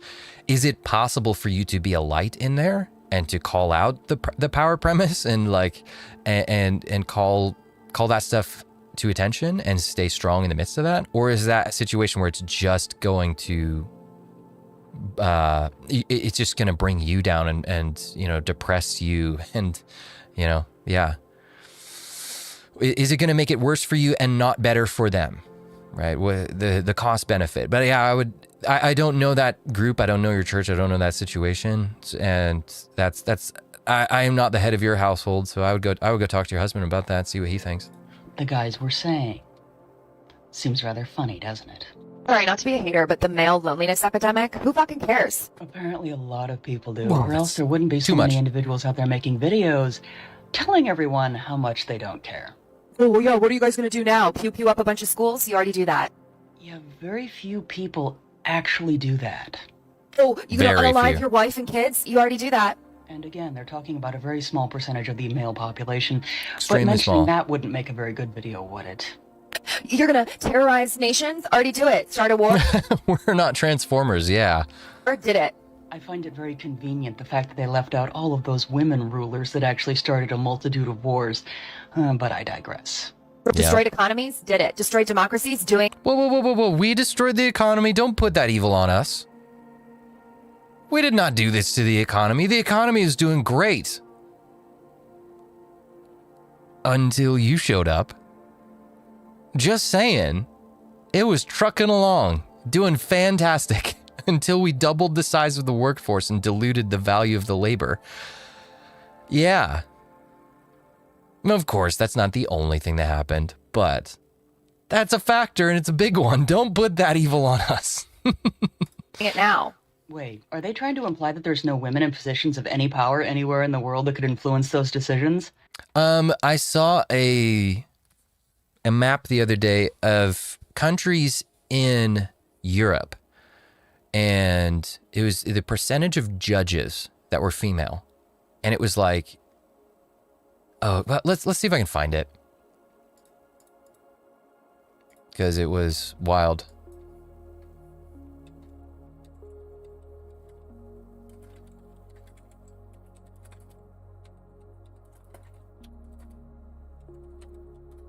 See if we can find that. Is it this? Percentage of women judges in Europe. This is an old one. So it's like 70% in France. Yeah, a lot of these. This one, it didn't have the... Okay, so this is the one I saw. The one I saw had the UK included in it. Are there any others? Where'd it go? Yeah, I don't know. But it was a lot.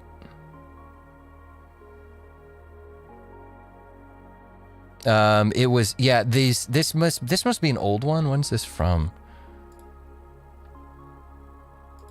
Oh, it's supposed to be up the image. Oh, this is from data from, looks like, wait, 1999. Yeah, I saw one with updated data, and it was a lot. It was a lot off. Like Germany was in like 60s, France was up to like 80, UK was up to like 60 or something like that. Across the European Union, okay, women are the majority among professional judges in almost every member state. Slovenia recorded the highest share, with women make up 81.4% of judges, followed by Latvia, 80%. Ireland was the only EU company where male judges outnumbered female judges based. But think about that. Yes, ladies, you don't have any power except that you're the ones that determine whether or not the laws get enforced.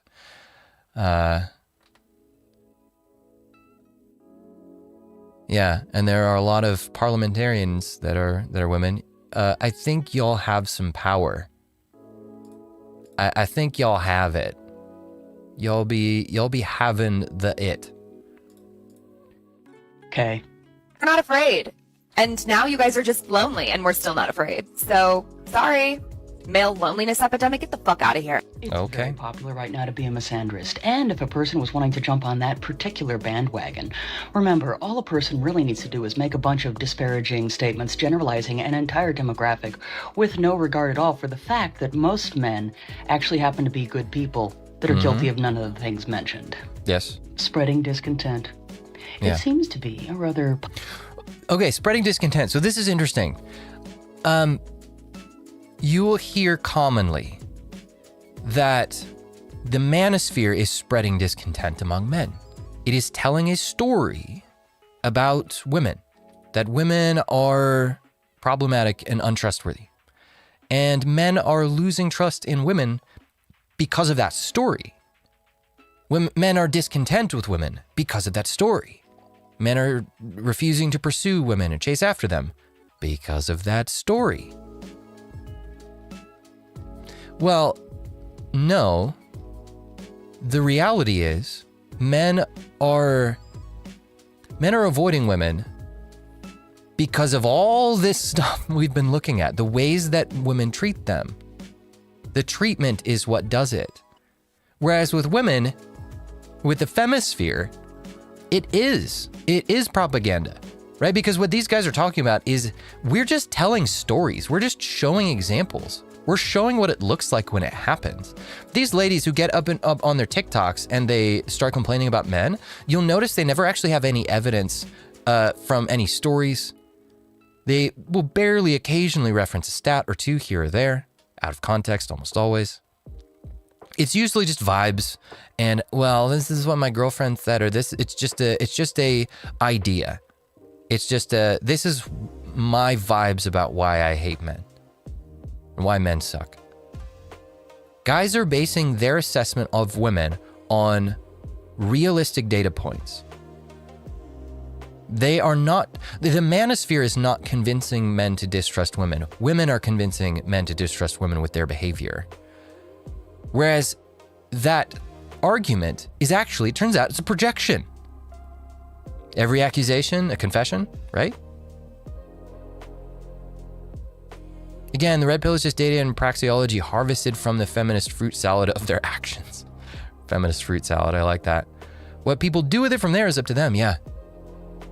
And again, that's why you don't see much of the manosphere just talking about how horrid, how women are so morally disgusting, or it's not the right way to phrase it. Usually when we're talking about women, we're talking about their behavior. We're saying this behavior is disgusting. This thing women do is disgusting. And we're pointing to a specific thing. Whereas the femisphere, they just say men. They don't say this thing men do. or point to, or like have stories outside of the few alpha chads that they think are the only men in existence. They have nothing to point to. They don't point to data. Right, so what these women are doing is they're spreading these stories which increase women's discontentment with men and their distrust in men. And it's because it's not based in data, it's based in vibes. And, you know, the 2 men that I've found attractive ever in my life treated me this particular way. And that's it. I'm not willing to consider how any other men act. Yeah, it ends up being off. It's not based on reality. It is propaganda. So we're pointing the propaganda and false narrative accusation at the wrong sphere. Black Raptor, if the vast majority of men were finding good women, etc., you would see the manosphere never have gained any traction at all. It would have developed. It developed because of what's going on, not the other way around. Exactly. Thanks, John. Yeah, exactly. It developed because of what's happening. Now, they'll say that about the femisphere. Well, men just suck and men treat women bad and all that stuff. No, there's a tiny 2% of men that do treat women pretty awfully and horribly. And it just so happens that most all women are paying all of their attention to that 2% of men. But that's not an accurate representation of men. And they're not talking about the 2%. They are saying it as if it is all men. Right? Yeah. And that's just the thing. Again, that's why that study about men's versus women's sentiments towards each other matters. Younger men have wildly positive views of women. Men want women. They love women. We're attracted to them. We want them in our lives. We look for reasons to see the best in them everywhere. We naturally gravitate towards white knighting, not frustration. Frustration towards women is unnatural to us. You have to severely abuse men to get them to dislike women. It's hard to do. It's not our natural state. Whereas women, it starts off the opposite. Women start off disliking men. The majority of them. They don't start to like men until they get later on into their life. Which one of those do you think is basing their assessment on experience? Bunch of teenage girls? Or a bunch of men who've been around the block? They have the hardest time with the logic, though. The part-whole fallacy is all over the place. Same with fishing for exception to the rule. Yeah, it's an IQ test. That's part of it. It's just an IQ test. Low IQ people can't do anything except part whole. They can't process in averages. Literally, they just can't. Their brain does not have the horsepower to process the world in high complexity. And so to them, their brain genuinely believes that an exception is a profound rebuttal to an average. Yeah. What's this? Being red-pilled is near masochistic? Give any other reasonable option and I'd like to be that. Yeah, exactly. No part of me wants to believe this stuff about women. I was romance-pilled for the first 32 years of my life, and I desperately wanted that to be true. It kept not being true, was the problem. That is what red-pilled me, was the experience. I desperately wanted to believe in the romance story. There's so much emotional validation and satisfaction there that I thought that I could get from that. I wanted it so bad. I wanted to believe in the angel woman. It took years of me getting punched in the gut and stabbed in the heart over and over and over again for that to change. You have to seriously abuse men to convince them that there's anything negative with women. The opposite doesn't seem to be true for women. They seem very quick to believe that men are bad. Yeah, let's see here. The situation has to be bad, given that men are going against one of their core functions of their biology, And we know how deep that drive is. Yeah. Our drive to women is much stronger than women's drive to us, it would seem, in a lot of ways. We're watching that play. And so, yeah, it's harder to red pill a guy because of that. Yeah. You're telling them to go against their biological and spiritual desire to see the best in women. To fantasize about their angelic nature and find romantic satisfaction in that.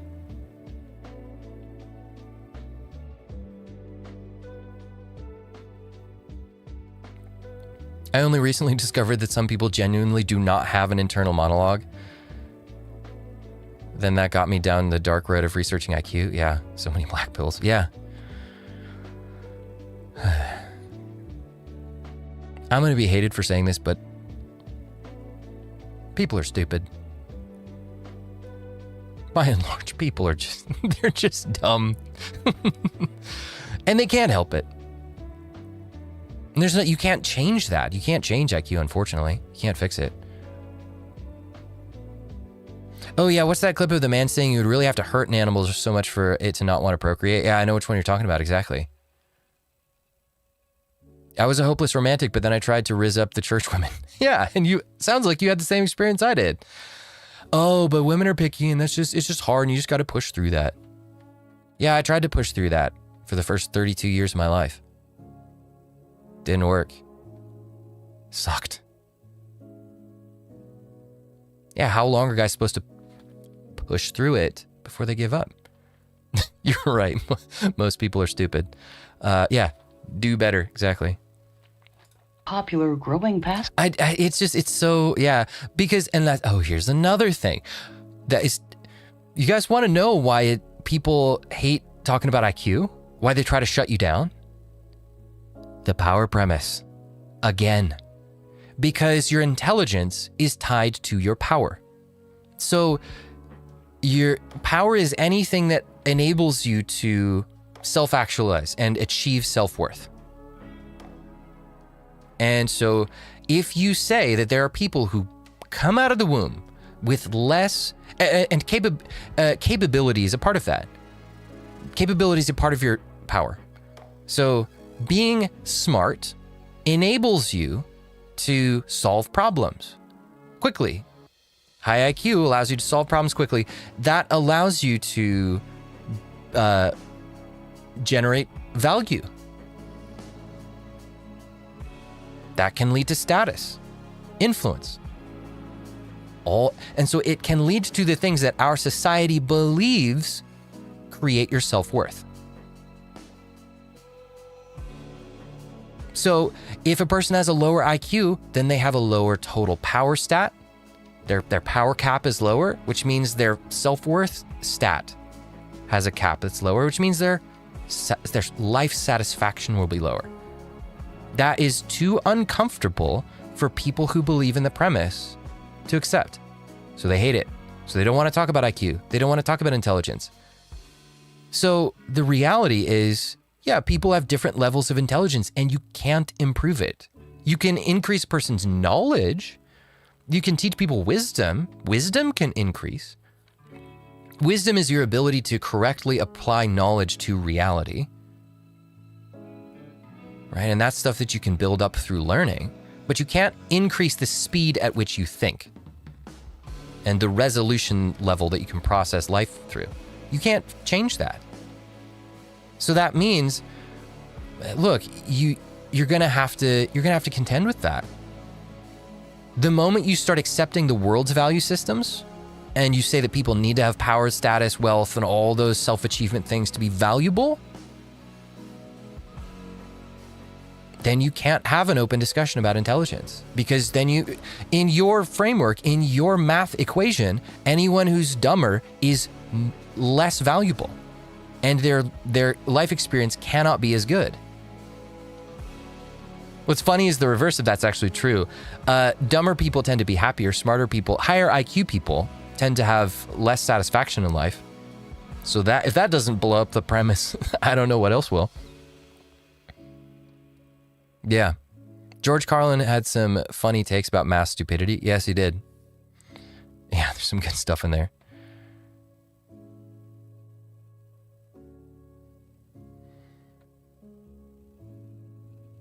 Yeah, never mind that Protestant work ethic overcomes lazy smart people. It does. Yeah, that's where the book Grit is really interesting. I think it's Angela Duckworth. Her equation is grit plus effort over time, or something like that. Or no, it's intelligence plus consistent effort. So it's like that equals your maximum level of success in life. If you are highly intelligent and you apply yourself with high work ethic and you're disciplined about it, those are the people who can go the farthest. A person, with a 110 IQ was never going to do what Albert Einstein did. That is, no matter how hard they work. That's something that you have to have a certain level of intelligence to be able to operate at that level, deal with math at that level, to conceptualize the world at that level. But also, Einstein had to have an extremely high work ethic to be able to get stuff done. So yeah, it's putting those two things together. Fairly recently, I saw a short video insisting that high IQ is considered attractive, but only within 30 points. If someone is talking above 30 points, they sound like aliens to the listener. I've heard people say that it's like within 10 points, like 10 or 20. Then it starts to become difficult to have a conversation with the person. But yeah, anything outside of 30 points of IQ, and they cannot understand what you're saying. You are speaking Greek to them. So yeah, if you're talking to a person that has 140 IQ and you're 90, yeah, you're going to have a harder time with life. That oftentimes is, I think, one of the reasons why high IQ people end up actually being single. Because women do want intelligence. They want guys that are capable, and intelligence can increase your capability. But if you're too intelligent, you just can't communicate with each other. You just can't talk. You don't live on the same planet. And so they don't get you. So they don't find you attractive as Chudler working at the gas station. As long as Chudler has a six-pack and a jawline.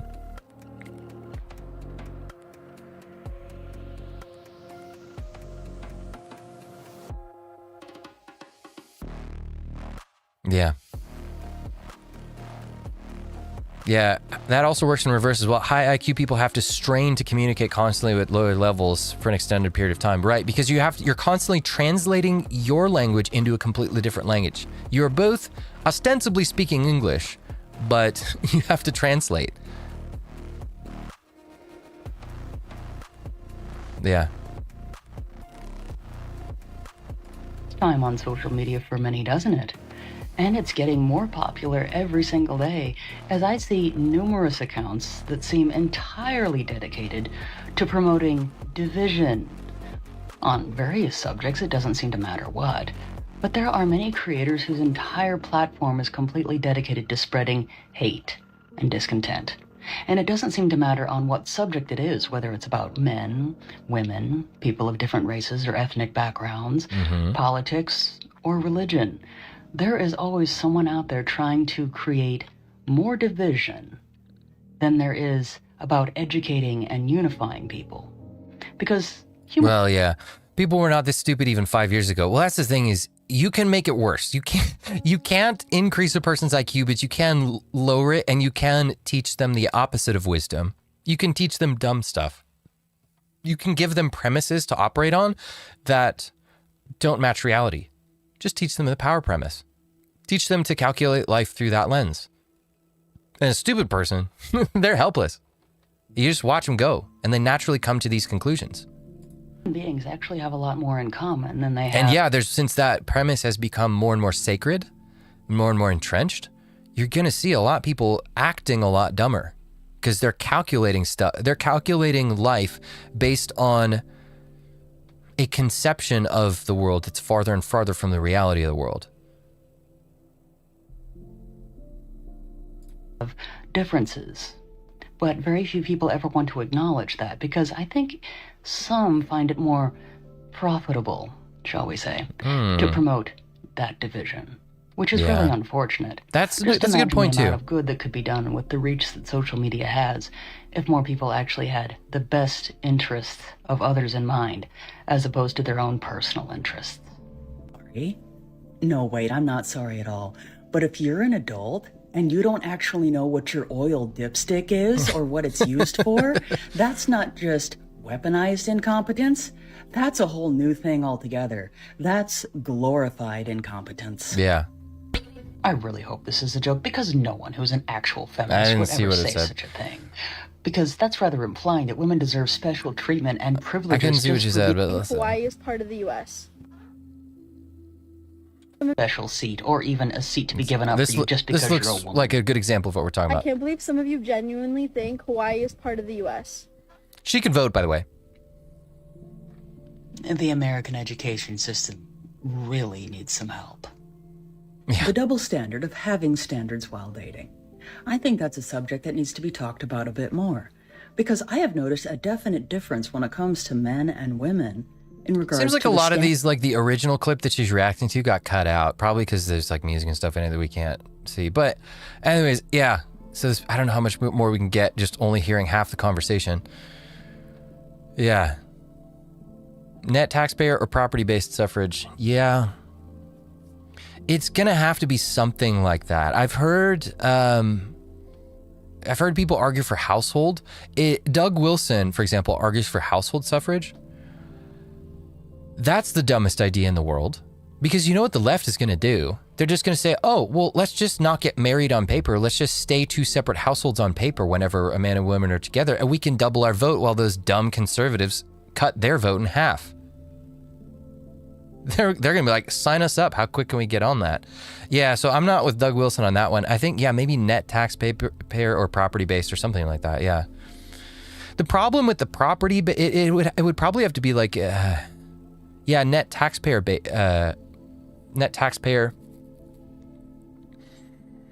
based, because and not property based, because if it's property based, then it's just all boomers. It's all boomers. And boomers don't vote outside of their self-interest. They don't vote with any consideration for the next generations. So that would be a disaster. So yeah, I think you're right. Maybe something like net. How would you define property? Like, well, yeah, especially given that the bank actually owns most of their property. They don't actually own it themselves. But yeah, if anybody actually owns like defining owning property would be like, do you own your own home or things like that? Yeah, boomers will be passing soon. That's true. And yeah, and I guess like, yeah. Ownership of a homestead property. Yeah, something like that. Anyways, this is one of the things. Oh yeah, so hey, Mike, I saw you posted this the other day. This is a thing. This is one of the Twitter accounts that we follow. Women posting else. Study reveals 79% of men apologize even when they're right, just to restore the peace. I'm surprised that we needed a study to tell us this. And I'm surprised that the study had the number that low. Although, it does match our permanent 80-20. Everything is 80-20 when it comes to men and women. 80% of men are unattractive to women. 20% are attractive. 80% of men have to apologize when they're right. Only 20% don't. Yeah, to keep the peace. Does fit, doesn't it? Yeah, that's another reason why guys don't necessarily want to be around. This is kind of like, so for people who would say that, well, all these examples that I'm showing are just anecdotal. It's just a few things here and there. It doesn't represent the majority. Well, okay, but what if we reference a study that shows that there is a large majority of men who cannot find peace in their own home unless they give in to their wife or their girlfriend? Like, add the numbers together. Add it all together. No, it's just anecdotal evidence. You're just telling some individual isolated stories. Most women aren't like that. Well, actually, no, most women are like that. Okay, so some of you guys are wondering who Dr. Edgington is. Is this guy, Dr. David Edgington? Yeah, his whole things he talks about, he exposes the behavior of the reviling wife. And we're going to watch this video. But, yeah. On this ride along, an officer gives an ultimatum. You can either give me your ID or go to jail. A woman has a question. And what's your jurisdiction here? And a door gets shut. Yeah.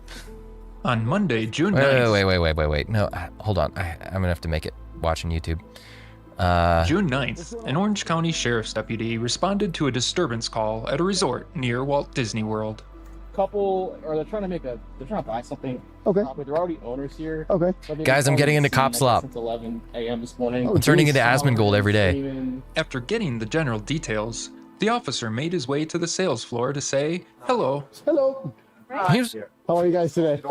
Wait, that looks. She's like. It doesn't seem anything we've provided as resolution is working for this family. Okay. They've been very disruptive for about 5.5 hours. We have tried to stall and handle every question they've had and give them different action options. They just don't. She's recording, which is against the law. She cannot record our presentations for people or anything. Sure. Yeah. So he's Get the body slam. I'm not doing anything. numerous times to lower the volume, lower the tension.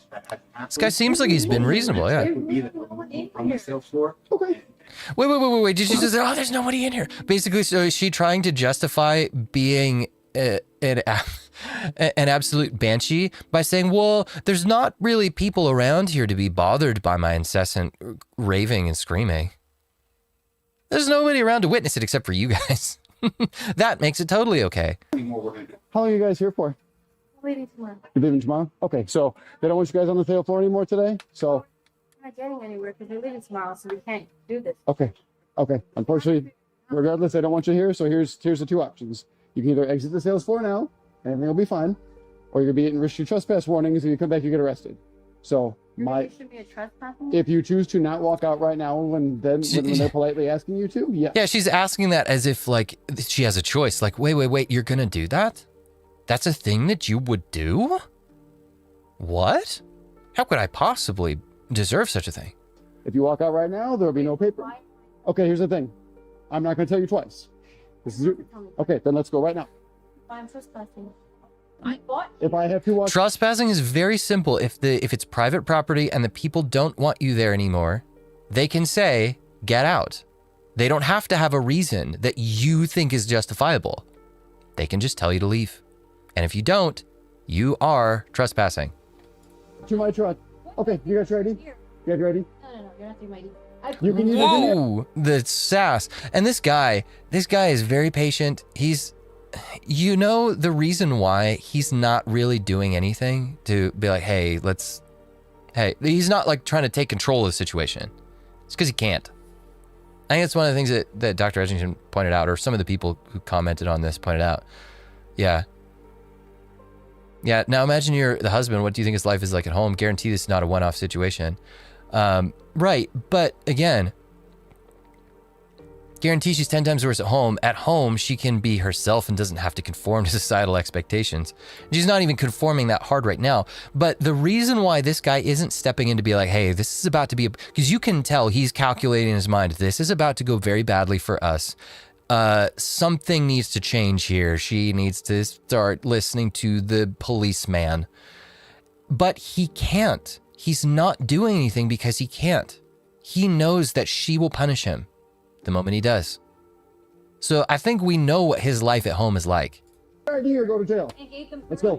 Go. Let's go. We're walking out right now. If you're not IDing yourself, you're refusing to leave, you have one option that can leave. I'm going to put you in handcuffs. We're going to leave. Let's go. I appreciate how you're I don't appreciate you talking. Let's go. What's your name? My name is Deputy Radiger at the Sheriff's Office. 10170. Let's go. You're not welcome here anymore. 70. Yes, ma'am. You can take a picture if you'd like. Deputy Radiger. 10170. Yes, ma'am. Let's go. Spineless dude. And what's your jurisdiction here? Destroyed dude. This is a man who's been destroyed and worn down by this behavior directed at him. Excuse me? You want to tell me what to do? What?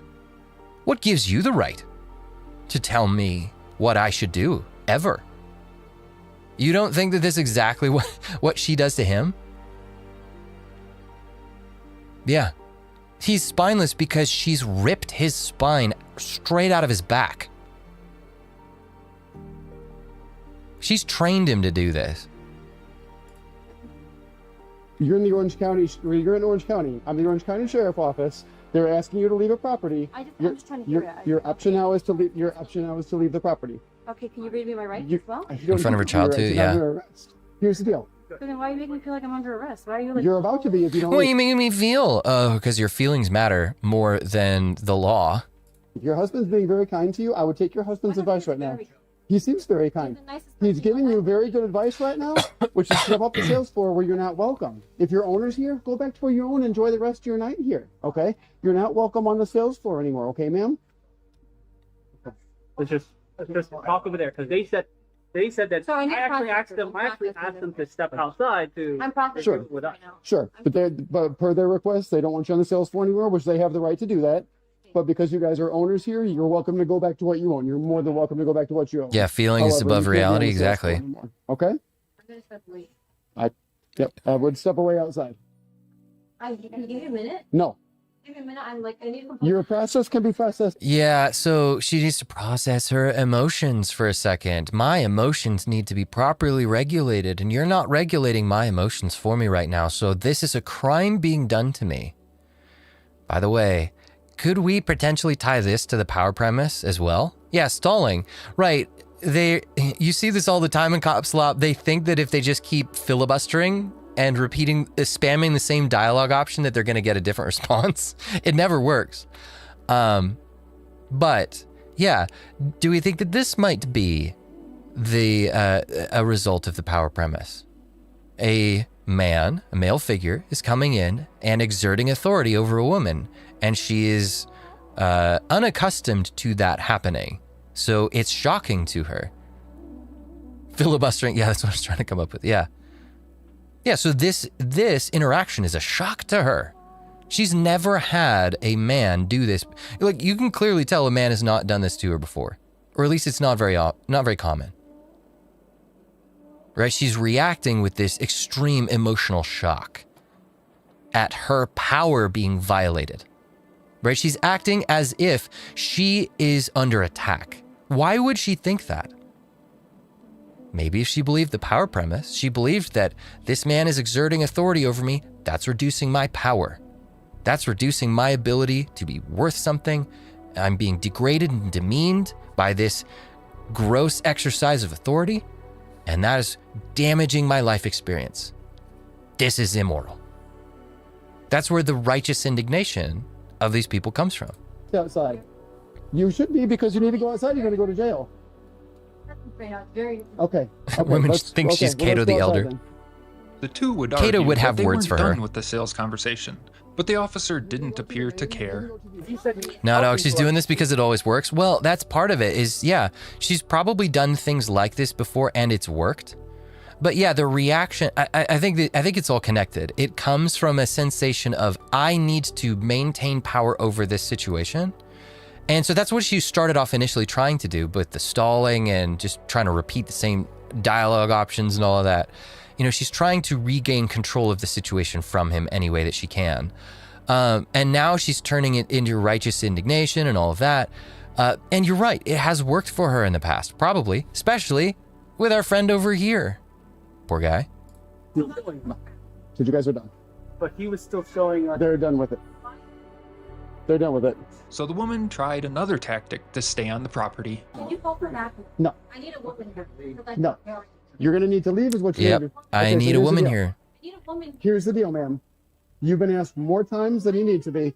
Sir, I'm going to recommend you take her outside now, or she's going to go to jail for trespassing. Her husband wouldn't be able to get her to walk away, so the officer told management to ask her to leave one last time in order to eliminate any Tactic change, ambiguity yep. about the situation. I'm not trespassing. I've been sitting here from 11 a.m. asking for help. I swear I am. I also wonder what if the point of being annoyed by spamming the same dialogue option is to try to get the cop so angry that he does something that she can use to blame shift onto him. That's a possibility. That's entirely likely. That could be it. That's one of the ways that it's worked in the past for her. If I just keep filibustering, that will get him flustered and upset, and he'll do something that I can use against him. It could also be that, just being irritating and annoying, it just wears people down and they just go, okay, fine, you can stay. It could be that that's what she's used to as well. It could be that, yeah, she just, from the time she was a kid, all she had to do was just keep pestering over and over. And eventually it would wear her parents down. It would wear her friends down, and they'd eventually get so frustrated and annoyed that they would give in. So yeah, this behavior has probably worked for her in the past. Not trespassing. I've been asked to sit down and wait for help. Okay, he's going to ask you one question. Tried to help you numerous times. Our director of sales tried to help you for 5.5 hours. I do not want to 5.5 hours? If I've been helped for 5.5 hours, why would I be standing here? So now she's lying about it. 10, 15, so. Oh, okay. Leave. Once I asked you that, He's not doing that to me. if you don't, Everyone is doing the same thing. Wait, was that her husband? Yeah. Oh, okay. So her husband tries one more time. once I asked you that, He's not doing that to me. if you don't, Everyone is doing the same thing. Stop. Okay, are you... Stop. Yeah, they're trying to exert influence and authority over me. Stop. This is a violation of my power and my worth, dignity as a person. Stop. This is an injustice. No, even her husband, and again, this is what this guy deals with every day. You can see how gingerly he does that, where he's like just barely reaching in and be like, hey, babe, we need to get out of here before things get really bad. And, you know, he's being very careful about it, like he's trying to wrangle an alligator. And he doesn't want to get snapped at. And he gets snapped at anyway. Walking out right now? Are you walking out right now? Are you walking out right now, or are you going to jail? Okay. Okay. No, all right. So, sit down and find your back. Nope. I'm not playing my game. Honey. Stop, guys. Please, guys. She made her decision. Honey, has to leave. Come on. Stop. Would any man get these this many chances? No. Please, honey. Extremely rare. No one's hurting you. You made that It depends, decision. though. Sometimes the cops will try to outlast the filibuster, even if it's a guy doing it. They'll just try to let them punch themselves out, and occasionally that works. But yeah, usually they give the most patience to the ladies. Come on. Whoa. Is that the kid? Yeah, now the kid's upset.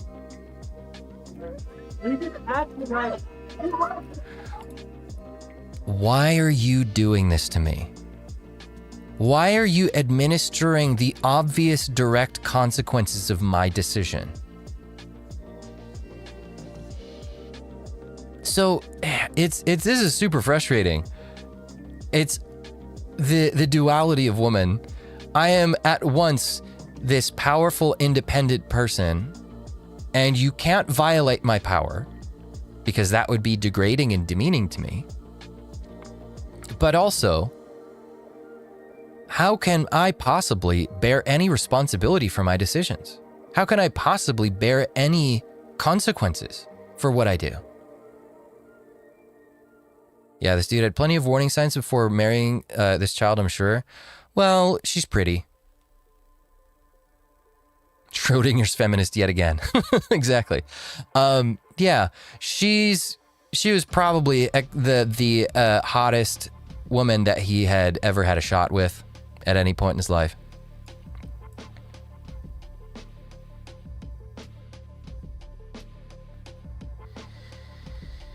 Yeah, let's see here.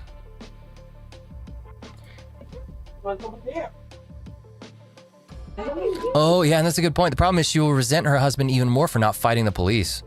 Yeah, for not stepping up. Protect me, defend me, my white knight. Yeah.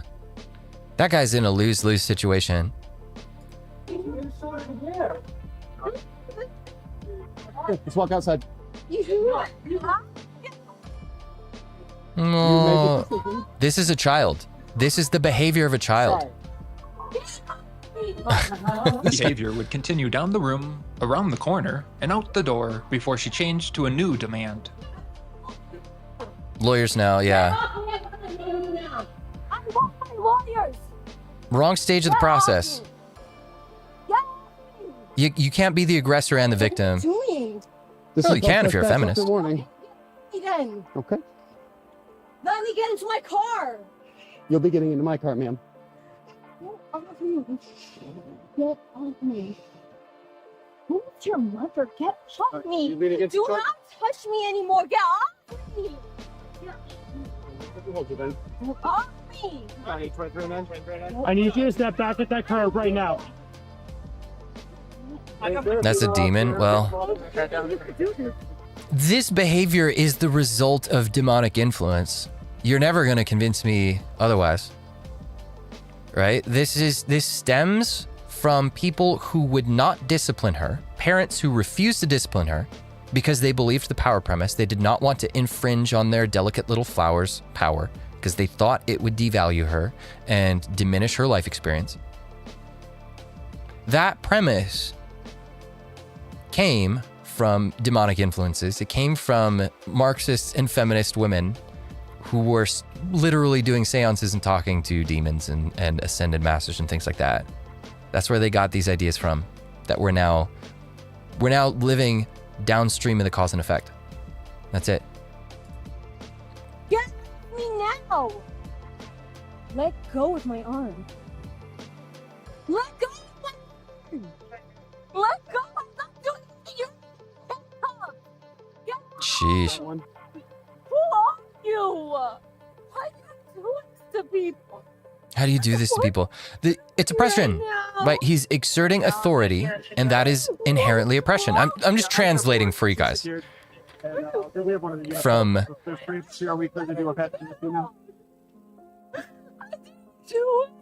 yeah, I don't want to disregard your opinion about demonic influences, but we humans are fully capable of being stupid people on our own. True, very true. I agree with that.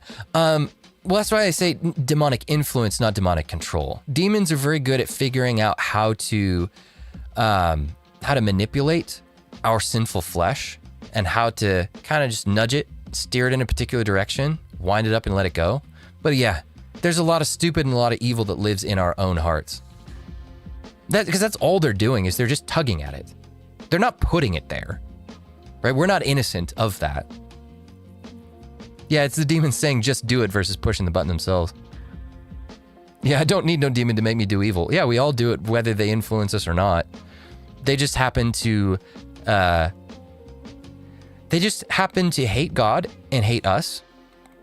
And our sinful flesh happens to be an incredibly useful tool for them to do damage to us, which is their goal. Our little Palpatine. Yeah. Good old Screw Tape Letters was great at showing us the potential for influence. Yeah, that's exactly it. What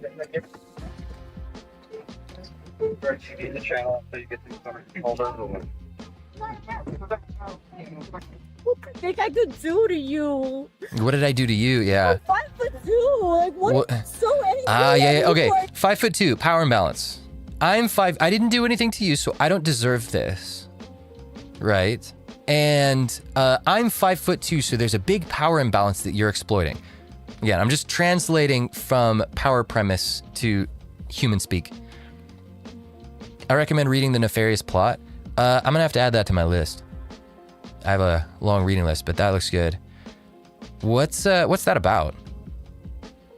I'm gonna have to look that up. Yeah, and that's what's funny. He's exerting a lot of self-control too. I'm not confident I'd be cut out for this kind of calm reaction, something to work on, no doubt. Well, yeah, a lot of times these guys see this stuff, they deal with it all day, right? Like Asmon always says, this is adult daycare for people. We spend billions of dollars on, and this is what these guys spend their days doing, is just wrangling the 2% and being adult daycare providers. See, they just get desensitized to it eventually. But yeah. But I think that's a good point. He's exerting a lot of self-control. So she's trying to bait him into doing something stupid. Or she was earlier at least. And she's trying to frustrate him. Trying to make him feel like a terrible person.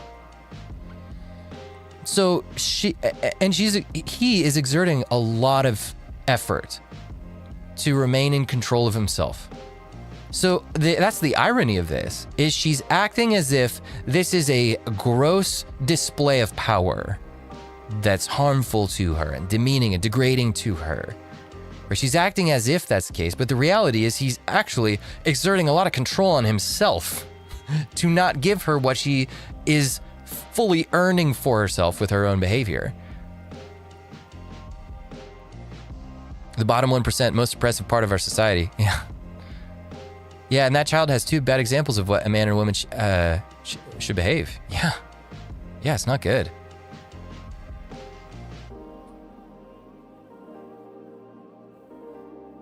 I didn't do anything here. Hello. I didn't do anything except for all the stuff we told you about. I want to be female officer. Please let go of me. Oh, Nefarious Movie's still on Christian, or still on YouTube. Director's a Christian. I've seen clips from it. If that's what you're talking about, then yes. If there's a book, I need to read that. They took my money off. They're scolding me. Right. Using the back of my hand for cat. Well, right. What? That's why there's 3 body cams on you right now. Yeah, there's 3 body cams. St. Floyd's gift to the world. Man, they have done more damage to the left's cause. But what she's doing is she's let's see, let's go back. Hello. Hello. Oh, we got a supervisor now. WWC on. As long as Yeah, so she's saying I didn't do anything. Now what she means is I didn't do anything by my own standards of good or bad behavior. I didn't violate my own conscience or my own ethics or my own morality. Therefore, I did nothing wrong. No one else's morality applies to me. The back of my hand for cat. Well, so. What? That's why there's 3 body cams on you right now. It's not an option here. After the backhand pat-down, the officer would adjust her cuffs while the woman asked some more questions. Where's my phone? His cuffs are very Where's loose. my phone and They where's my double husband? cuffed her when she's not even fat. Why are you taking me in the car when I don't know where I'm going? Where's my family? I'm not going to adjust them. You're going to start locking up again. American citizenship. Okay. Keep the cuffs like this. What does that have to do with I'm trying to adjust it. Yeah, the movie is based on the book. Father Ripperger, famous exorcist, cites the movie as the most accurate picture of demonic possession. The book explains modern U.S. spiritual warfare.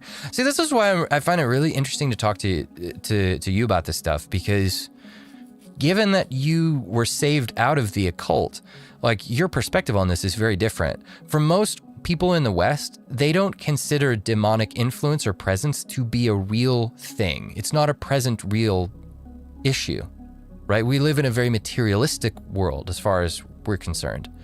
So the idea that a demon could get in and possess a person or influence a person in any way, yeah, a lot of people don't really consider that. That's not a part of today's world in their mind, but it's there. I think it's a problem that we don't see something that's definitively influencing us. Yeah, I've seen Satan and he's very real. That's terrifying. Well, yeah. Yeah, she's existing in the wrong place, violating the property rights of the property owning, but sure, we won't call that. We'll call that nothing. Yeah. Make them more comfortable, please. My name is Leanna, Thank you, Leanna. and I live in New York. Okay. Well. And why are you putting me in the back of your car? With my Yeah. camera? The greatest trick the devil ever pulled is convincing people he doesn't exist. Yeah. That's one of his lines from. That's a quote that I think the first time I saw it was in The Usual Suspects. Man, that went hard. Because you're being arrested for trespass after warning. Trespassing anywhere. I was just sitting there since 11 a.m. If you put your arm down, I can make it less tight on you. Can you please put your arm down so I can make these She less tight doesn't on need you? less tight. She's already got Like strangling my arm. strangling my arms. You've already got what, 2 cuffs on you There's to keep literally it nothing super I'm doing loose. wrong here, and you're trying to arrest Nothing me? wrong by my standards. Like the channel? Subscribing helps keep this narrator fully caffeinated. Yeah. I'm from Far East. Possessions or demonic influences and items devoted to demons are an ever-present danger. Yeah. Went on a few mission trips to India. Saw a lot of demon possessions there. Yeah, they make themselves much more obvious in places where Christianity doesn't have the same level of influence. So, Yeah, when people are saying, oh, it's totally fine if we just, the church is going to collapse and it'll rise again from the ashes, and it's just a cycle that just always happens. I don't know that you can count on that. It doesn't happen that way everywhere in the world. That's some fancy cups here, Bolt. You go one direction with them? Yeah, the less Christian influence you have over a particular region, the more demonic influence you have. I don't think we want that. I don't think we want the collapse of the church. I don't think we want the collapse of Christianity. I don't think you want to live in that world. Yeah, pretty privilege is a real thing. We're watching it. Yeah, a man her size would not be given 2 cuffs and, super loose. By the way, there was another body cam I was watching not too long ago where a woman, they put the cuffs on her too loosely and she basically slipped out of them and went and grabbed the officer's guns out of the back of the squad car and took a whole police station hostage with it, basically. All the way, all the way. There you go. These things are something else. That's something you don't see them do with men. Men, they lock it down. I know. Hi. I'll talk to you in 1 second, okay? Stay with us a minute. Can I just explain to you what's going on? She's not pretty. Well, with a lot of makeup and some filters, she probably would. And back in the day before kids, back when the two of them first met, Take my bag. she was probably hot back then. Can you take my bag? All my things. Can you take my stuff? I need my things. We'll get it to you in just a moment. We'll get it to you in just a moment. She is another filibuster. Why are you acting like this in front of your daughter? You're yelling at me like I'm acting like this? You made this decision. Now sit down. Based cop, like finally. Sit down like an adult. Now sit down like an adult. Right, he's speaking a different language that she's not used to, though. Hey, this is your decision to behave this way. This is not something that's just being done to you. She's probably never heard that before. I said I'll give it to him if you sit down like an adult. Thank you, ma'am. Why are you doing all this? Can we go to the other side? Yes, please. They hate accountability, yeah. Oil and water, Is there dude. ID in your bag, ma'am? I can't believe it does traumatize people. With that settled, the officer wrote up the trespass notice and explained the situation to the woman. So I understand you guys are owners here, so you can go to what you own, okay? The sales center you're trespassed from. I just want to make sure you understand that specifically. Do you have a question about that, ma'am? She's trying to think of one. More delaying. Oh, I do. You didn't leave when you were supposed to, and now you're getting arrested for trespassing. She was charged with trespassing. The officer considered also charging her with disorderly conduct and resisting without violence, but didn't, so she'd be able to bond out then. Would a guy have gotten that little pass? It's pretty privilege.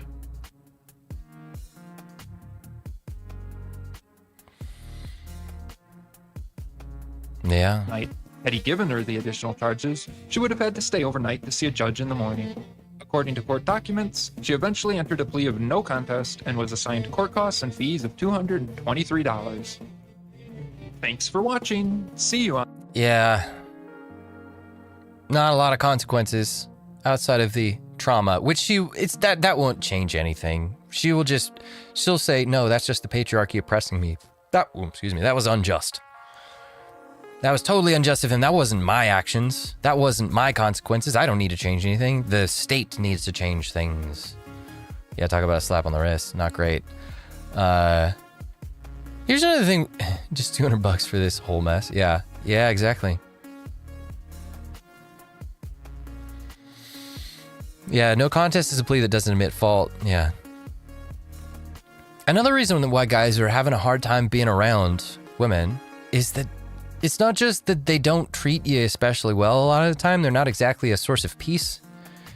They often ask for a lot just for the privilege of the whirlwind. The next man to enter my life literally has to kiss the ground I walk on, worship me, yearn me, give me... Yearn me, worship me, okay. Yeah, worship me. Wasn't that the thing that destroyed basically every society ever is worship something other than God. Wasn't that the thing that tripped up the Israelites all throughout the book of Judges? And 1st and 2nd Kings, 1st and 2nd Chronicles, and all of that? All throughout the books of the prophets? The thing that tripped them up was worshiping something other than God. Women worship is already rampant idolatry in the modern church as it stands, yeah. And these women are like, no, we will not date you, we will not marry you if you don't worship us. Now, I guarantee you, most Christian girls are not saying this out loud. But if you look at the behavior they expect from men, they expect worship. Yeah, she'll friend zone him though. She'll definitely keep extracting resources from him, which is why guys are saying no. We're saying no, we're going to stay away. We're not just going to be your source of emotional support, validation, and attention, and free food and stuff whenever you want. We're not paying the cost for the privilege of having a woman treat us like that last woman treated her husband. My autonomy. Obviously, I'm not going to cheat on you, bro, but you're going to let me live my life and you're going to be happy for me and you're going to be my yes man. You're going to let me live my life. So again, power premise, you're not going to infringe on my power. Instead, you're going to be my yes man. You're going to affirm it. Affirm it at all times. Yeah, if you treat her like a queen, she'll treat you like a subject. And that's what she's doing. She's essentially saying that's the entry fee. Treat me like a queen. And I'm telling you now, I will treat you like a vassal.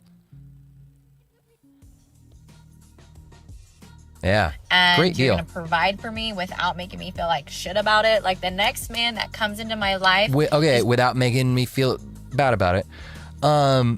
What she means is without asking for anything in return. No, you can't ask that I give anything to you. That would make me feel bad because I have no intention of giving you anything. And if you withhold any of this stuff or you make any expectations on me, no, that would make me feel bad because I'm not going to give you what you want, and that would make me feel guilty. Matt, how would you tackle this in a Sunday sermon? I wouldn't be a very pastorly pastor about it. I would just start pulling up videos on the projector saying, hey, ladies, we're going to go over some of the behaviors out there, and we're going to look at some of the scriptures tied to these behaviors and why they're evil and where they come from. And this is the stuff that we're going to be on the lookout for at our church. I would get aggressive about it. Yeah. It wouldn't be the most modern pastorly approach. But yeah, I would be fairly, because yeah, Bible study is good and there's a necessary place for that. But I think there's also a time and a place for topical messages where you expose what's happening in real life. I think that's needed right now. I think if we had more pastors doing that, we would be having a slightly better time.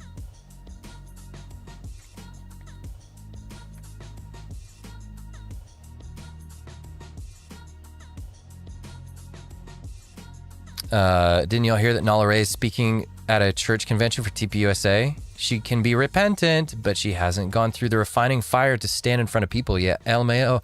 Well, and it depends on what capacity she's there. I don't really think she should be in any kind of directorial or instructive capacity in front of a mixed group. I don't think that's right. The baby boy's home, and he's announced his presence. Matt, have you seen the most recent PCA teaching elder to get deposed? No, I haven't. He did a sermon on Titus 2:3-5, and the woman came for his soul. That's not encouraging. Yeah, that's not good.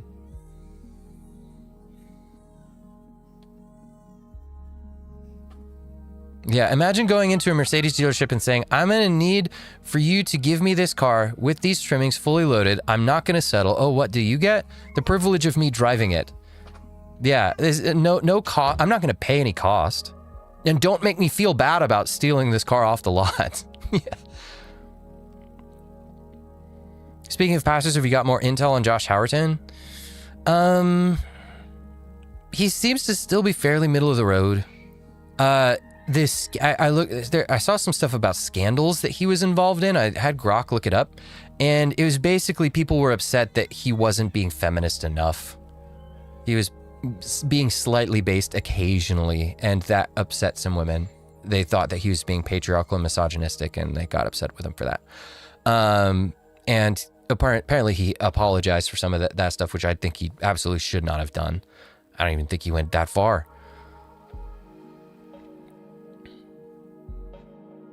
Yeah. Going to be a fucking unicorn. And if that doesn't I demand ever a unicorn, happen, yeah. then I don't want to be with anybody else, because I'm going to be so freaking picky and so particular with who I date. You mean and you are who I give my, already? my mind and energy and body to. My mind, my energy, my body. So I am the table. Just my presence is the price that I pay for all of this good stuff from a man. Any luck on lines? I would like to discuss the occult if anyone is interested. I think it helps provide discernment tools and explain church structure. I think that the mods are getting around to it on Discord. They've got a whole list of stuff that they're working through. I don't know if we're there yet. I'm going to talk to them today about a few things we're working on. Yeah, I'm expecting a baby car seat behind her. But yes, I think it would be good if we did a stream that was about like the occult influences on feminism, and if we could have you on and have you talk about it, because you have a lot more experience with that. So that would be really good. So yeah, stay tuned for that. If you have to apologize for speaking the truth, then you shouldn't be preaching in the first place. Yeah, they can't handle patriarchy making a comeback. The idolatry needs to stop. Yeah. Yeah, but the reason why, and yeah, I'm looking at this, you sent the sermon over, I'm looking at that. Mike, the reason why they hate it is the power premise. Even conservative churches like the PCA have accepted the power premise. They believe that if you don't allow women equal access to power, or that if you degrade women's ability to have access to power and achievement, status, and all of that, that you're degrading women as a whole. You're devaluing them. And that you are damaging their life experience, and that it is immoral and evil for you to do that. They've accepted the feminist math equation. Some interesting stuff going on in Discord. Going back to the topic of voting, Sep, consider the topic of voting. May I offer the time-honored practice of coverture? Instead of the individual vote, we always have a family vote with the man of the household casting. A woman either falls under her husband's authority, her father's authority, or her own authority only if she's widowed. Yeah. We used to have coverture laws, and they worked for a long, long time. It's worth reconsidering. Red Delta, excuse me, but patriarchy. JK. Careful might encourage a woman to widow herself. Whoa, yikes. I like the thought, but would include women that leave their household to be separate houses. Yeah, and that's one thing about the household debate. The household part of it that I find troubling is there are a lot of women who are going to leave men and take the house in the divorce. So do those single women who are immorally divorcing their husbands, do they get a vote and their husband doesn't because he's living in an apartment somewhere because he can't afford child support? So yeah, there's questions like that I think there's no great way to have an answer to it in today's environment. Something like a household vote worked 200 years ago in a very different cultural and structural environment. If you reintroduce that into the wild today without any other structural changes, I think it would be disastrous. Same as removing no-fault divorce. If you remove no-fault divorce, well, right now women have the advantage in determining fault. So you would not actually fix the problem. You would actually just make it harder for men to get divorces. Because you have courts that heavily favor women, and they would basically just flip around and go, okay, well, then men need to prove the woman's fault, and they'll never allow men to prove women's fault. So yeah, there's stuff like that I don't know. We got a whole campaign of stuff that we got to do. We got to clean up. Again, all of it is rooted in the power premise. You'll never win any of the arguments until you win the power premise back or destroy it and defeat it. You are literally going to have to make me want you so bad And you are going to have to make my life so much better than what I can provide for myself. Yeah, I can provide for myself, yeah. This is why women don't want to be with men anymore. Their standards are so high because, again, this woman probably makes more than the average man in her age range. On average, statistically speaking, women in their 20s out-earn men in their 20s, and it's not even like a tiny little divide either. So women want a man who can provide a better life than she's got on her own, but most men can't. They literally cannot because we keep giving, 90% of the jobs that have been made in the last couple of years have gone to women. We've got structures in place ensuring that guys can't make in as much as you. But why is power so emphasized?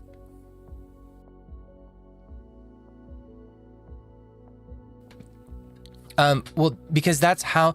So the power equation isn't just a one thing equals the other. It's a one thing leads to the other. So power leads to your ability to have value. It's the start of the process.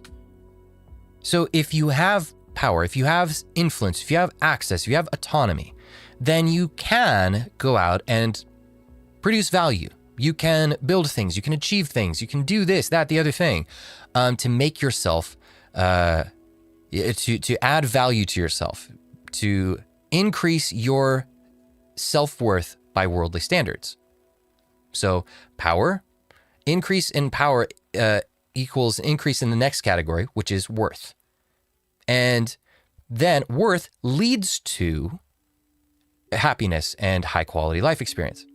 Again, in the premise of the equation. So power leads to worth, worth leads to happiness. So it all starts with power, which is why they're obsessed with power. Hopefully that clears it up.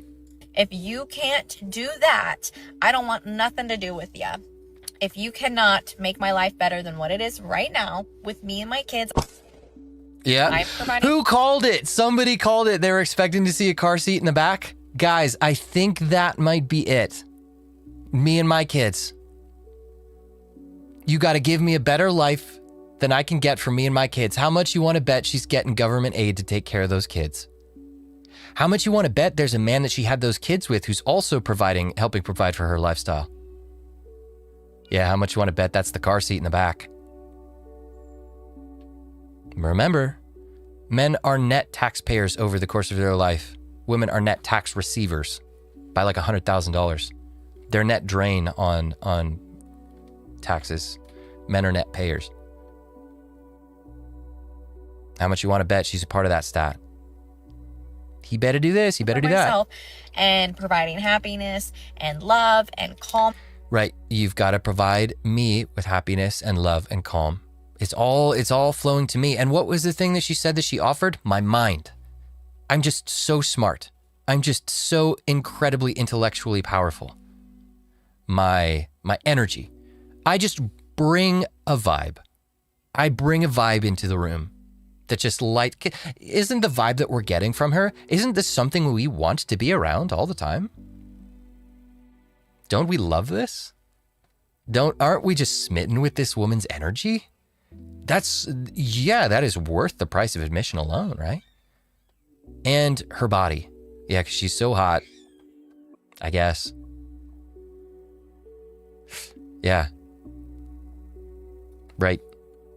Totally worth it. Yeah, ladies, if you want guys to yearn for you, you need to be worth yearning for. And that means more than just bringing your brain power, which we don't really care about that much, or your vibes, which are not great in this particular case, and your body.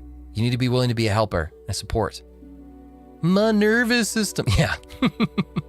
Yeah. Be worth yearning for. This is interesting. This video got a lot of views.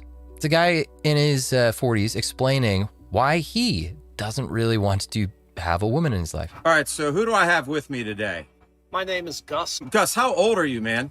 I'm 43 years old. I'll tell you what, you have a nice full head of hair, man. He does. That's something I had years ago, Well but coiffed. anyway. So Gus, what's your relationship status currently? I am single. All right, so you're single. I'm curious, have you ever been married before? No, I have not.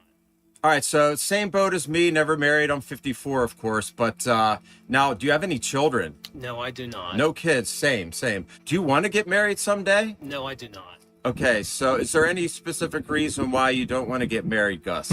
He looks great. Yeah, he looks pretty chill. He looks like he's having a pretty good time with life, doesn't he?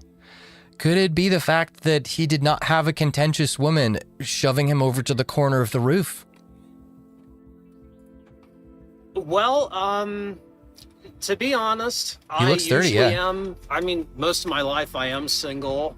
I find that relationships tend to really stress me out. I find myself with a lot of anxiety in them. High cost. And quite frankly, just don't really feel that great. And, you know, I fully accept that a lot of that has to do with me.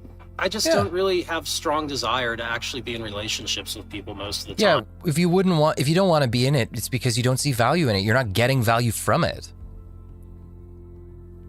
Ladies, if you want guys to yearn for you, if you want them to be with you, they need to want to. Right? If you're going to be the super stressful woman to be with, you need to be providing something that is so incredibly desirable. And no, just because you have a little bit of prettiness, that's not worth this. That's not worth interrupting this level of peace for. You know, I'm not immune to, like, you know, meeting someone and falling for them. So as far as kids, I guess that's completely off the table at this point because you don't want to get married. It's never once crossed my mind. Okay. No, you don't have to be married to have kids. Exactly. Now, I'm sure you've had a lot of girlfriends in your life. Did it ever get to a point where you're like, oh my gosh, I might ask this woman to marry me? I have not come close, and relatively speaking, I have not had a lot of girlfriends in my life. What's the biggest positive or pro of being a single 43-year-old dude, no kids? Well, it eliminates... My husband looks like he's in his 30s, but he's in his 40s. I feel like that should be the mark, like that women look to judge their quality as a wife. How young does your husband still look? If he looks ancient, man, something's not right.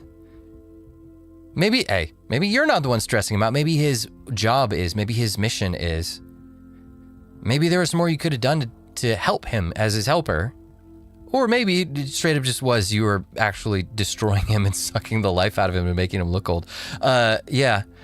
Ladies, how about you judge your value and your quality as a wife by how healthy your husband looks. If she wanted to, she would. Drizzle. I haven't seen that in a little while. It's two significant sources of anxiety, and I have a lot of those, and I struggle with that quite a bit. You know, I'll come out and say it. I'm really some of not it's equipped personal to handle him. it. Right. Okay. I got no problem admitting that. All right. Well, listen, Gus, man, nice meeting you, and I appreciate your time. Yeah, so Grizzle. Yeah. He deals with his own anxiety issues, and seems like women a lot of times just add to that. That's fair. That's fine. He's open. He's honest about it. He's chill. Yeah. I saw this pop up on my feed. T Red. I've seen a few videos from her. She does some interesting stuff, and I think some of this. We'll look at a little bit of this. Some of this might be relevant.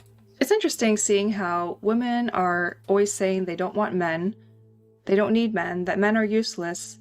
But the moment that men take their attention off of women, when they stop giving them this special treatment and just treat them equally, they get pretty upset.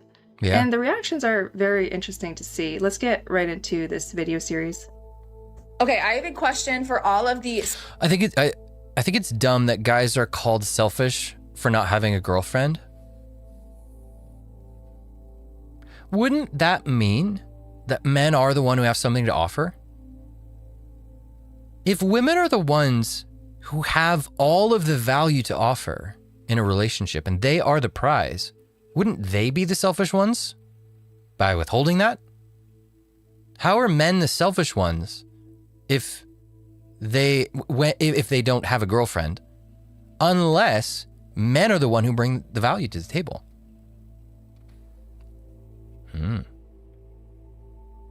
Chat, do we have an answer to the question?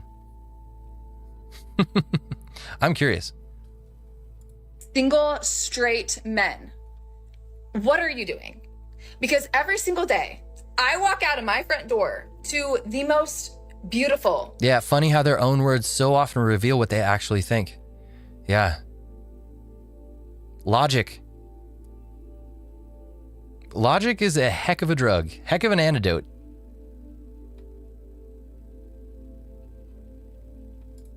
Gorgeous, just goddesses of women walking around living their best life like Goddesses, they're just not there we heaven go. on earth. So what are you doing? Why are you fumbling the bag? Yeah, the woman is your heaven. Yeah, so again, there's all these worship premises. Women demand worship. They expect that they will be treated as if they are heaven on earth. Why aren't the guys fumbling over themselves to get with these ladies? Could it be that guys don't want to worship something other than God? Why are you single? Why are you not just snatching up all of these amazing, beautiful, smart, educated, sexy women? Because they're everywhere I look. Why aren't you snatching up me? I mean, I can think of a few things, you know, the obnoxious behavior, the entitlement, the gold digging, you know, the taking and not giving, talking too much, the nagging. I mean, should I go on? I mean, the fact that you call yourself a goddess, for one thing, and the fact that most women just think that all they have to do is work on their looks and then everything will just be fine.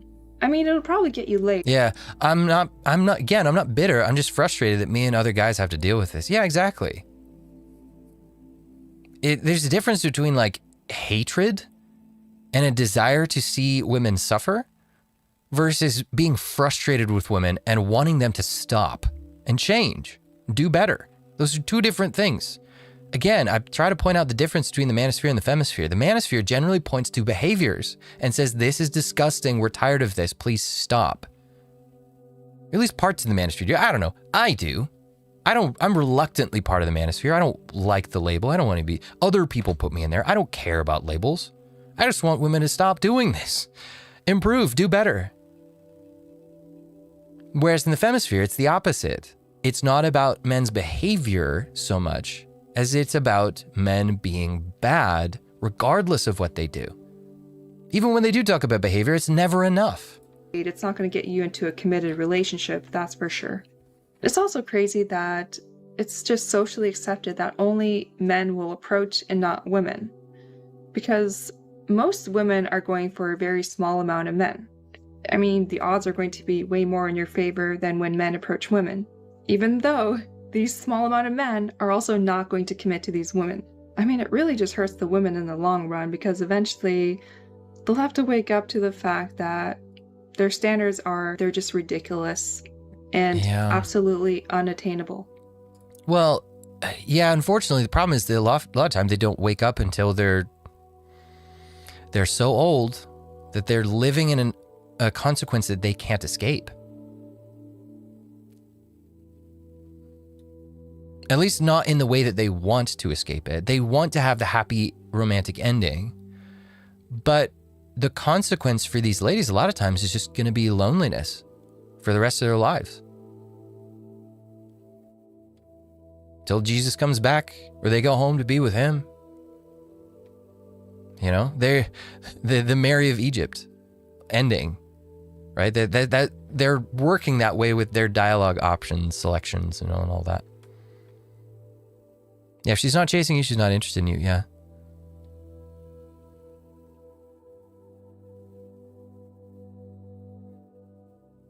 Yeah, A Male Space has an interview with Kurt Doolittle. He raises an interesting perspective that for women and girly men, words are warfare. Manipulation, deceit, social aggression. Yeah.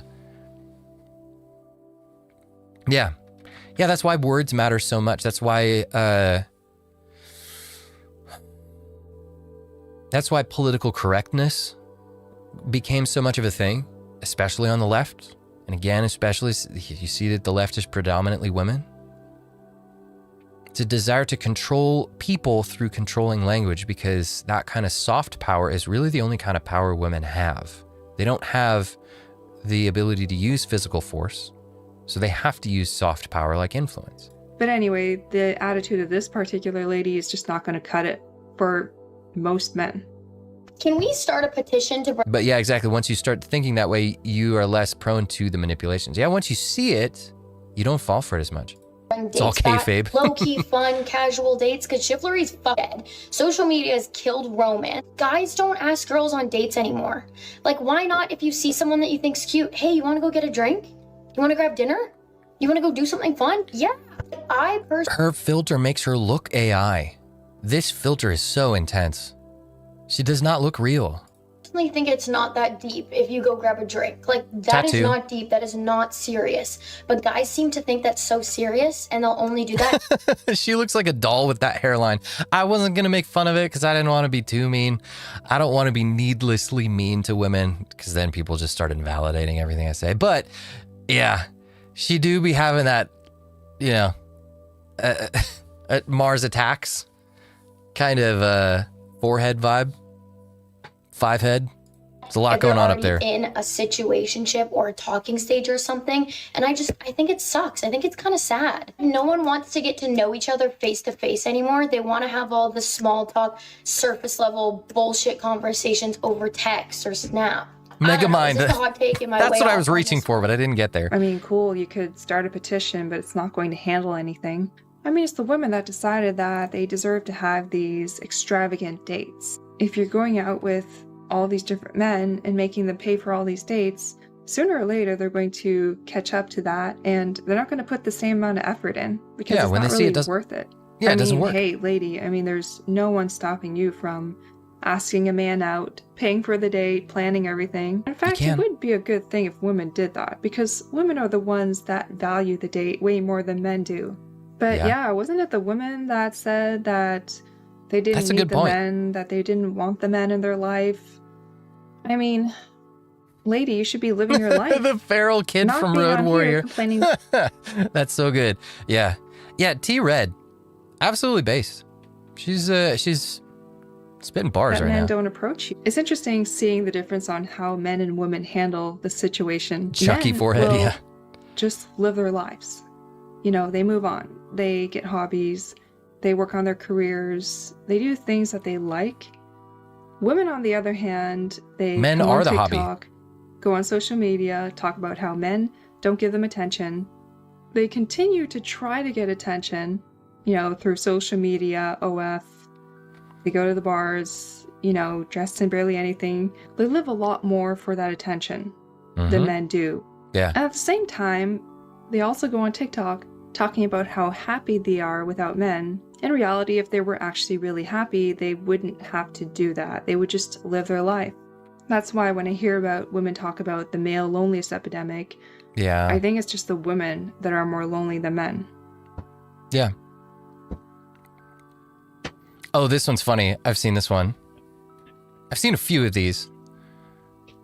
We just thought about that not one person, not one man on that train give up a seat for a woman. That would never happen in Liverpool where I'm from, you know?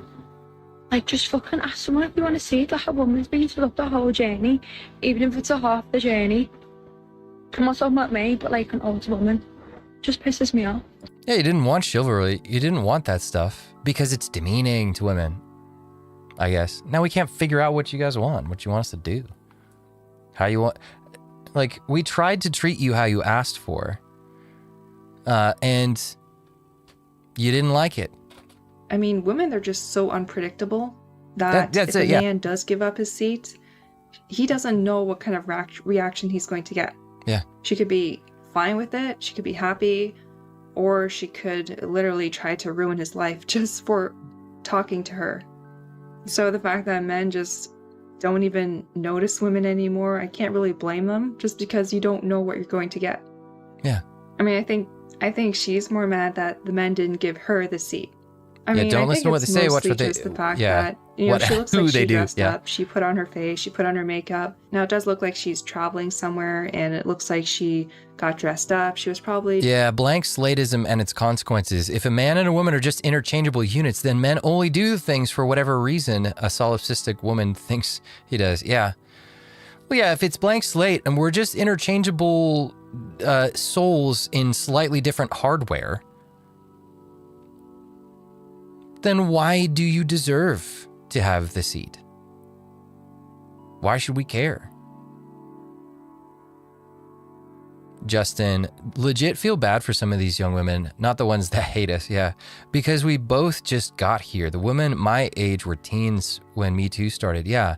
Yeah, they got one shot by this stuff. They got one shot by like highly seductive ideas and really enticing misogyny and man-blaming.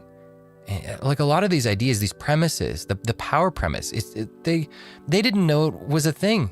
They didn't have anybody to tell them it wasn't true. Their parents accepted it and he had taught it to them. Yeah. Yeah, and so again, as I say all the time, like even as we're going through these examples of how women behave today, this is not just so that we can sit around and talk about how frustrated we are.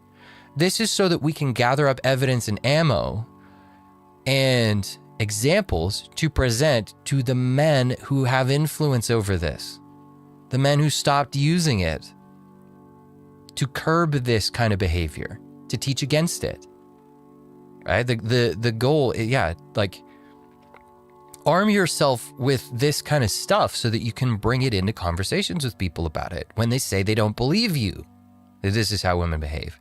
Because our frustration isn't with, our root frustration isn't with women. Yeah, we're frustrated by the behaviors, but if we have any, like, true anger, it's toward the enablers. The people that taught these women to do this. These women are just following that. They're kind of, sure, yeah, they're adults and they've made their own decisions and they can and should be held accountable for their behavior and the beliefs that they've accepted. But more than one person can bear responsibility, right? The parable of the millstone, right? When Jesus said, hey, like, he was talking about how, if he had a kid and he's like, if any one of you causes these little ones to sin, it would be better for them to have a millstone tied around their neck on the day of judgment. That doesn't mean the kid is exonerated from their sin, but it means the person that taught them is also responsible. And they're the one that, if anything, they bear the root responsibility. That's why it's so terrible for them on the day of judgment. That's why leaders are, it says in scripture, so they are victims after all. No, again, like I said, they are a part of the chain. They're a part of the cause and effect chain, but they're towards the end of it, not the start. If you want to deal with the actual problem, you need to go up the cause and effect chain. And again, more than one person can be responsible for a thing that's happening. Yeah, because what Jesus' parable says is like if those kids sin, he doesn't say that they're innocent or that they're exonerated, or that he doesn't say that they're victims. He doesn't talk about that. Right? And Romans makes it very clear that we are all responsible for our sin. But at the same time, there's a number of scriptures that say that, hey, if you're a person of influence over people, like for example, if you're a teacher, you will be judged more strictly because God has entrusted the care God has entrusted the souls of those people to those teachers' care. And if they lead them astray, they will be held doubly responsible. So it's not that they're victims and they're helpless. They're still being adults, and they still should be called to behave better now. That's an important point to make as well. Right? If you say that women are just helpless victims that just react all the time and there's no guilt or responsibility that they bear, then you have no way to call them to change or repent today. And I don't believe that that's the case. I think you absolutely should start turning this around and start calling them to change, calling them to repent of their pride and their selfishness and put their flesh to death. Because they do bear responsibility for that, and they will be judged for it by God. If they don't repent of it, then it'll be serious for them on the day of judgment. Yeah.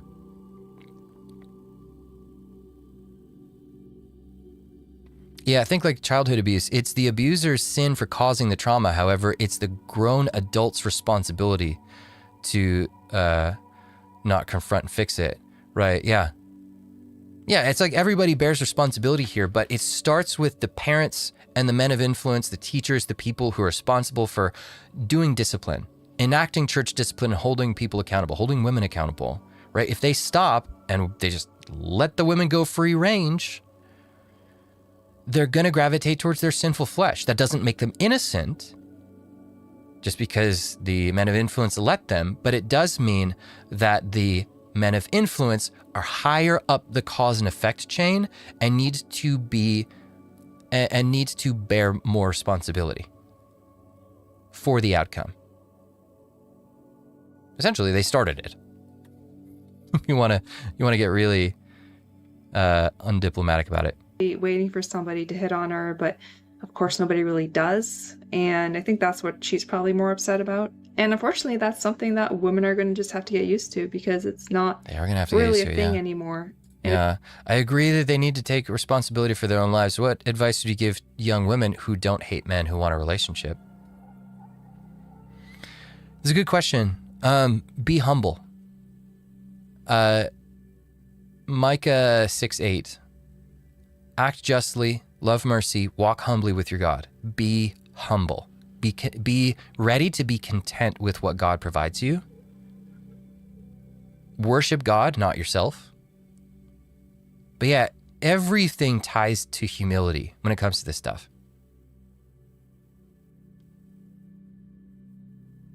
Yeah. Yeah, a good young woman typically won't have issues finding a husband. Right, yeah. And that I've observed that. The best of the women in the communities I've been a part of got married very quickly. And they got married to high quality men. Yeah, be pleasant, willing to build, be as attractive as you reasonably can be. Yeah. Yeah, don't ruin your attractiveness. Don't ruin your body. Stay fit, stay attractive, be disciplined, display discipline through that. But be pleasant, be warm, be sweet, be feminine. Be willing to build with a man, right? Yeah, and that's a good point. Yeah, because that shows that you're willing to be a helper, which is the thing that men want probably more than any out of a long-term partner, long-term, wife. If women want anything, they're going to have to be the ones hitting on the men. I like that. Bull Shark, the 3 Fs, fit, feminine, friendly. It's good. Today, I posted a video about what I was calling a male confidence crisis, and I was kind of expressing my frustration. Okay, so that's the cope. So y'all guys aren't coming up to women because obviously we're just so powerful that you're just too intimidated by us. We're so powerful and awesome and beautiful and amazing that you guys, there's no other explanation. It can't be any of our behavior that you might be trying to avoid. No, it's just that you're cowards. So you need to get your confidence game up. It's funny how they'll call it a male confidence crisis. I think it's more of a female confidence crisis because what I see is men seem fine. They seem like they're at peace with the situation. They're fine with doing their own thing. It's the women that are more upset that men aren't approaching them. Yeah. So I think maybe she should be changing that to female confidence crisis. I mean, if women had the confidence to approach men, they would do it. Yeah, or a female approachability crisis. But take some ownership. Because they don't, they have to go online and tell men that they have to approach them. Because I think the men are fine. It's the women with the crisis. And I was kind of expressing my frustrations of when men are clearly sending you signals that they're interested in you and you are trying to reciprocate and then they don't do anything about it. Like they don't ask for your number, they don't ask for your name, whatever. Okay. So, yeah, this is a particular, she's got a guy in her mind that's a super hot, attractive guy that she really wants to be with. And that guy notices her because maybe she's pretty, but he doesn't do anything about it. Could it be that that guy has other options? The only guys you find attractive enough or you're interested in, they have other options and they look at you and go, I don't think that's worth it. Maybe I could do better. I got a lot of feedback from men about that, but I wanted to reiterate a point that was more. So the guys told me the truth about what's actually going on there, but I just want to tell them why they're wrong. Yeah. Fall of modernity. I married the pastor's daughter. She wanted to homeschool and be a stay-at-home mom. Within 8 years and 2 sons, she had a same-sex affair. Oof. got tats, nose ring, bride dyed hair, and left. 500K divorce, do not marry. Yeah, you're making me glad that I didn't marry. I dated several pastors' daughters. Probably a third of the women that I dated for like 15-year period were pastors' daughters, and it never went well. Yeah. Woof. That's a terrible story. Unfortunately, that's not even the first story I've heard from a guy who married a Christian woman who then had a same-sex affair. That's not the first time I've heard that. It was a woman who claimed to be conservative too. At least before they got married. Then she started saying, "Oh, well, no, I never claimed to be conservative. I just said my family was conservative." Yeah. Yeah, do not marry. Well, yeah. If you do, be exceptionally careful in how, like, just, yeah, vetting is more than just her pedigree too. Yeah, so keep that in mind. A lot of times pastors' daughters are worse. They have higher standards. They've been restricted and restrained their whole lives too much.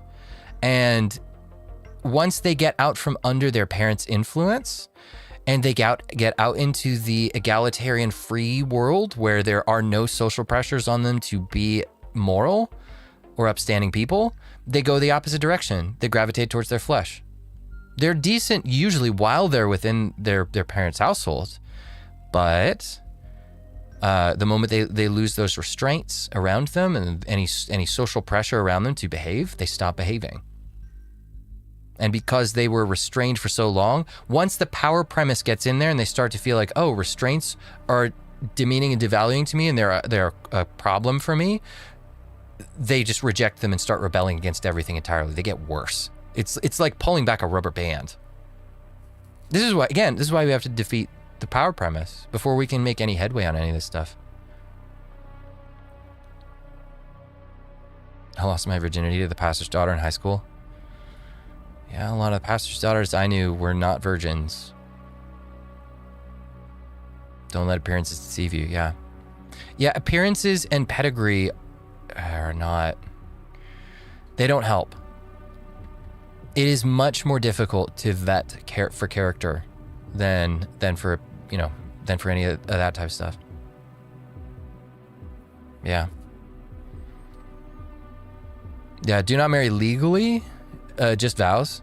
Yeah, if that's possible, check, and I think it's state by state, but check what your state's laws are on common law marriage. There's a lot of states that have common law marriages where if you are together in a relationship for a certain amount of time, they count you as legally married and they give the woman the same kind of rights. And I know they're pushing more and more for that, and they're trying to bring the time limits on that down. So be careful with that, but I think you're right. If you can avoid the legal aspect of marriage, the tax benefits aren't worth it. So yeah, be careful. Be very careful about how you go about it.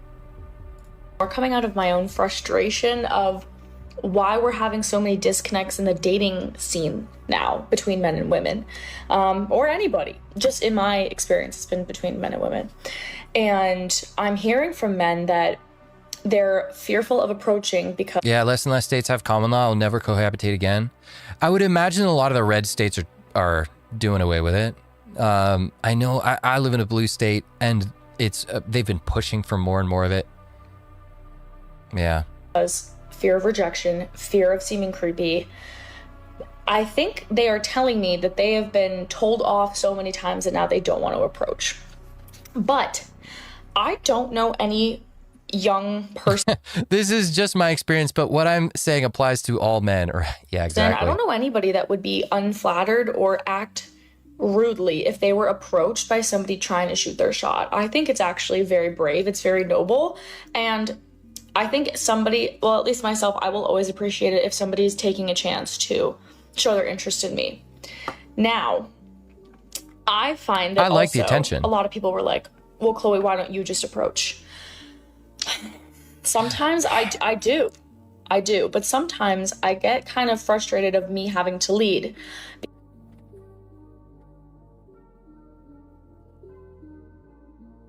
I don't enjoy the process. But that's not a confidence issue on my part. I don't enjoy the process of approaching. So I don't want to do it. I would prefer it if men just did it because I just don't like it. Can't imagine any reasons why guys wouldn't like it other than they're just not confident. I'm totally confident. I can totally do it. That's not my problem with it. But obviously men must have a different problem with it than the one that I do. Because in a partner, I would like somebody that is confident enough to come up to me, and I would see a form of confidence as being able to approach. Now, what probably happened to her, I mean, maybe not her specifically, but a lot of times women, they'll try approaching somebody, but, seeing that most of us always think that we're way better looking than what we actually are, she probably went for somebody that's like a 10, thinking that she was a 10, and got shot down. Yep. But it's interesting seeing how women will... Right, she doesn't want to be brought back down to reality. Because that's what shooting your shot does. And that's why, yes, guys do get nervous about it, right? Because we're testing our level, essentially. Now, granted, it's a little different for guys because for guys, you have to be significantly above her level to pass the skill check. And for girls, you can be lower and still pass it. But for the ladies, they don't want anything to do with any sort of judgment being passed on them. And if she goes and asks a guy out and he says no, oof, yeah, that's a pretty significant judgment. I don't like that. Yeah, translation, thank you for the compliment and acknowledging my existence, yeah.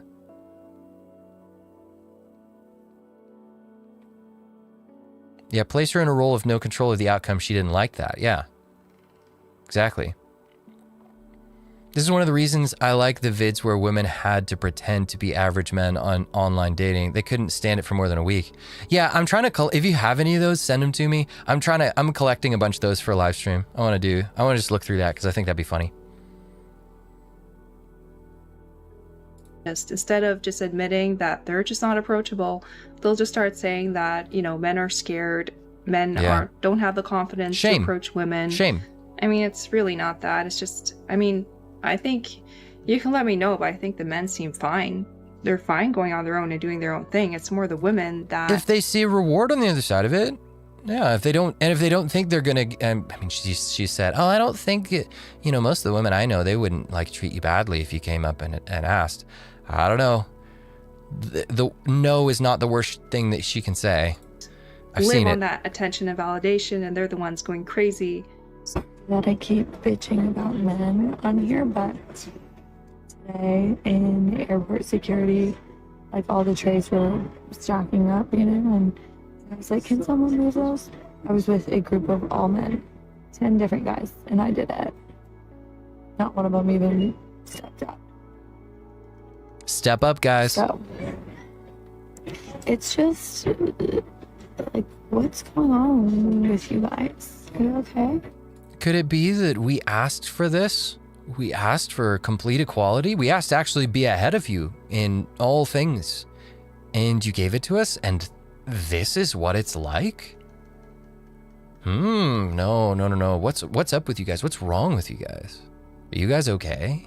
Right, she's saying what's going on with the men, when it's the women that are constantly giving mixed signals on whether they want to be strong and independent or ladies. I would rather ask what is wrong with the women. They're just giving you your equality because that's what you asked for.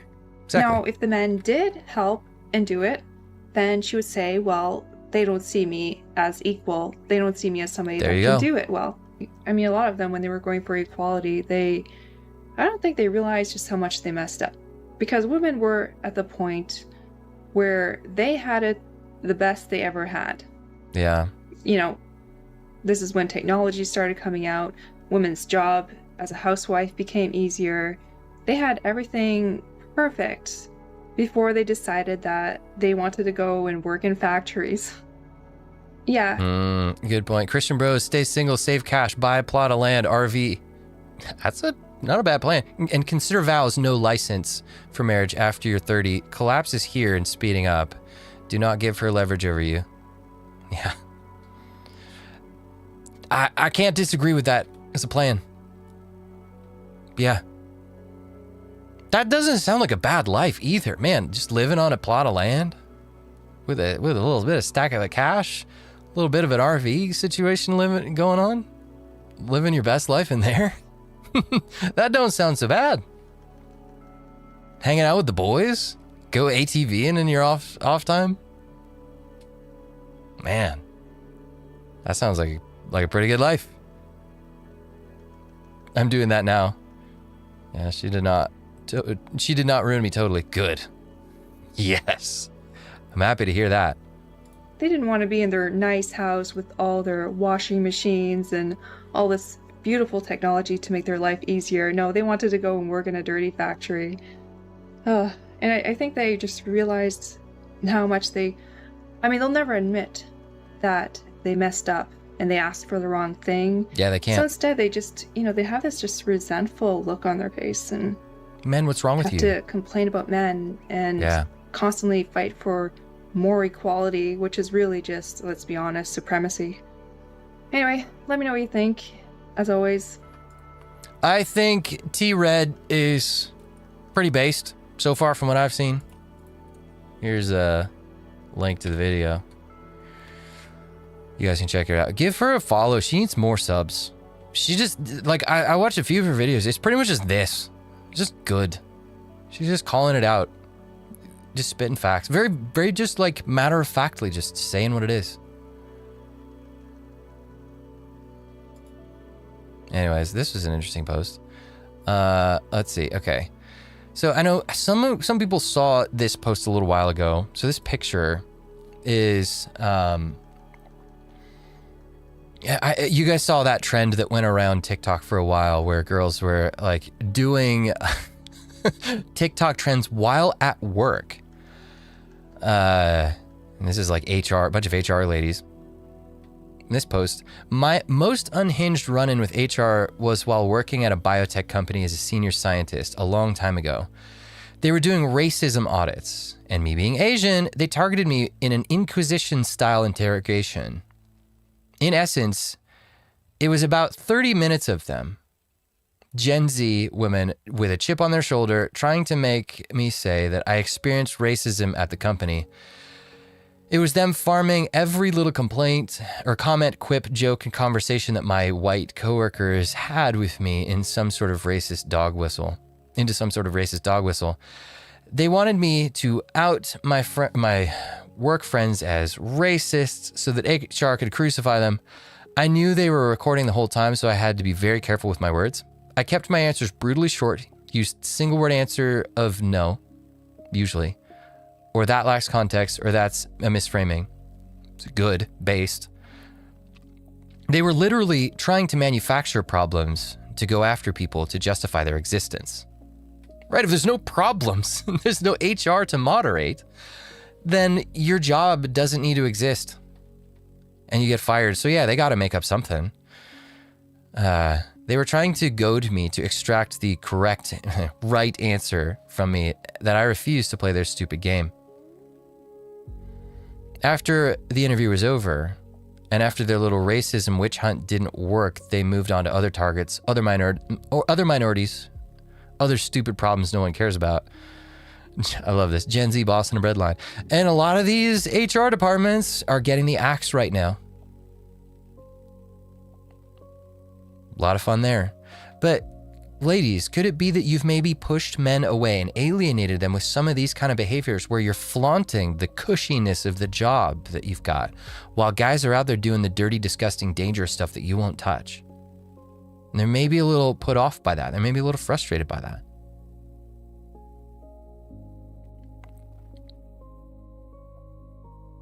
As a brown woman, I don't think I ever felt like I experienced racism because I don't see the world in color and victimhood. Yeah. Well, a lot of times, a lot of stuff that I think people say is racism is just people being jerks for no reason. And if you're a white person, you don't interpret it as racism because people are just jerks sometimes. But if you're a part of a minority, a lot of times you're told that anything negative happens is racism. Even if the person just had a bad day and they're just taking it out on everyone around them. Nah, this was racism somehow. So yeah, the story you see yourself in affects that. If you think that everything is racism, every bad thing that happens is racism. If you don't, that's just people being people, and it's fine, and we move on.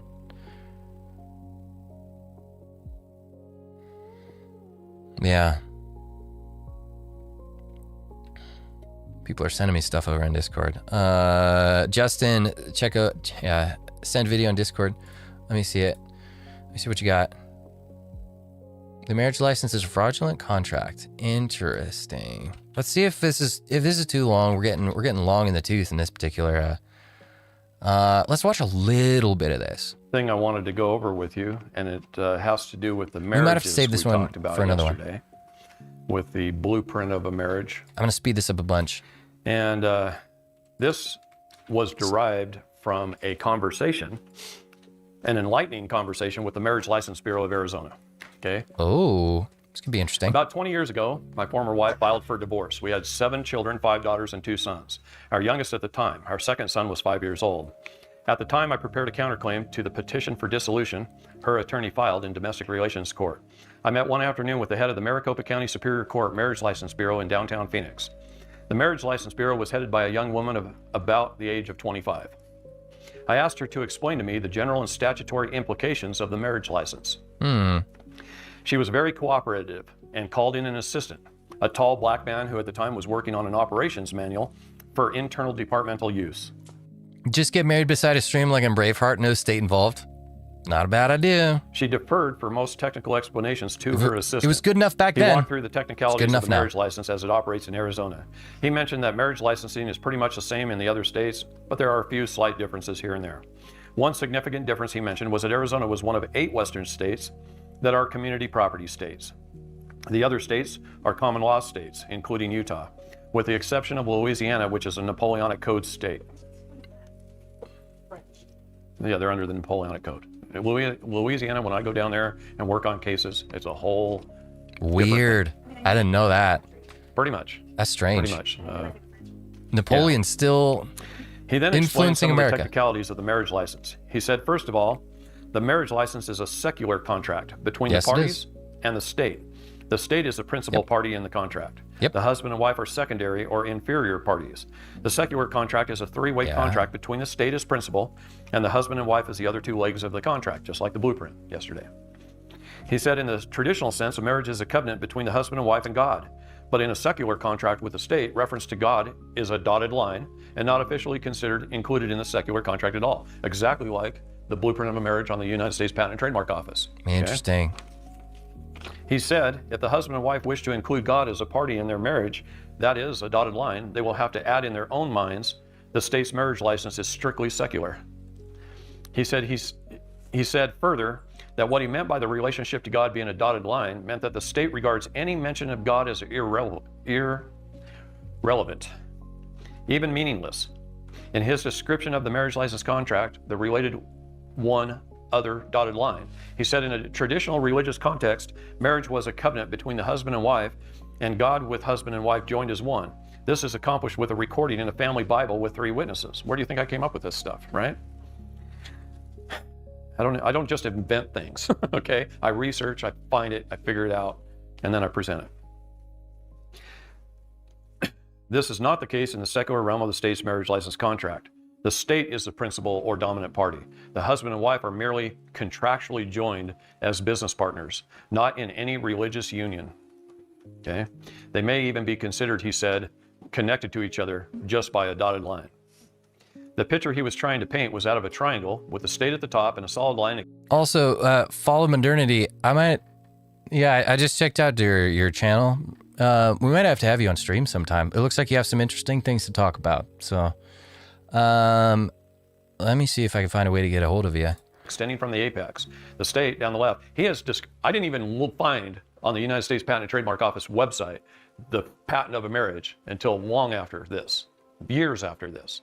He was describing it to a T, and then I found it and I go, oh my gosh, here it is. It's patented.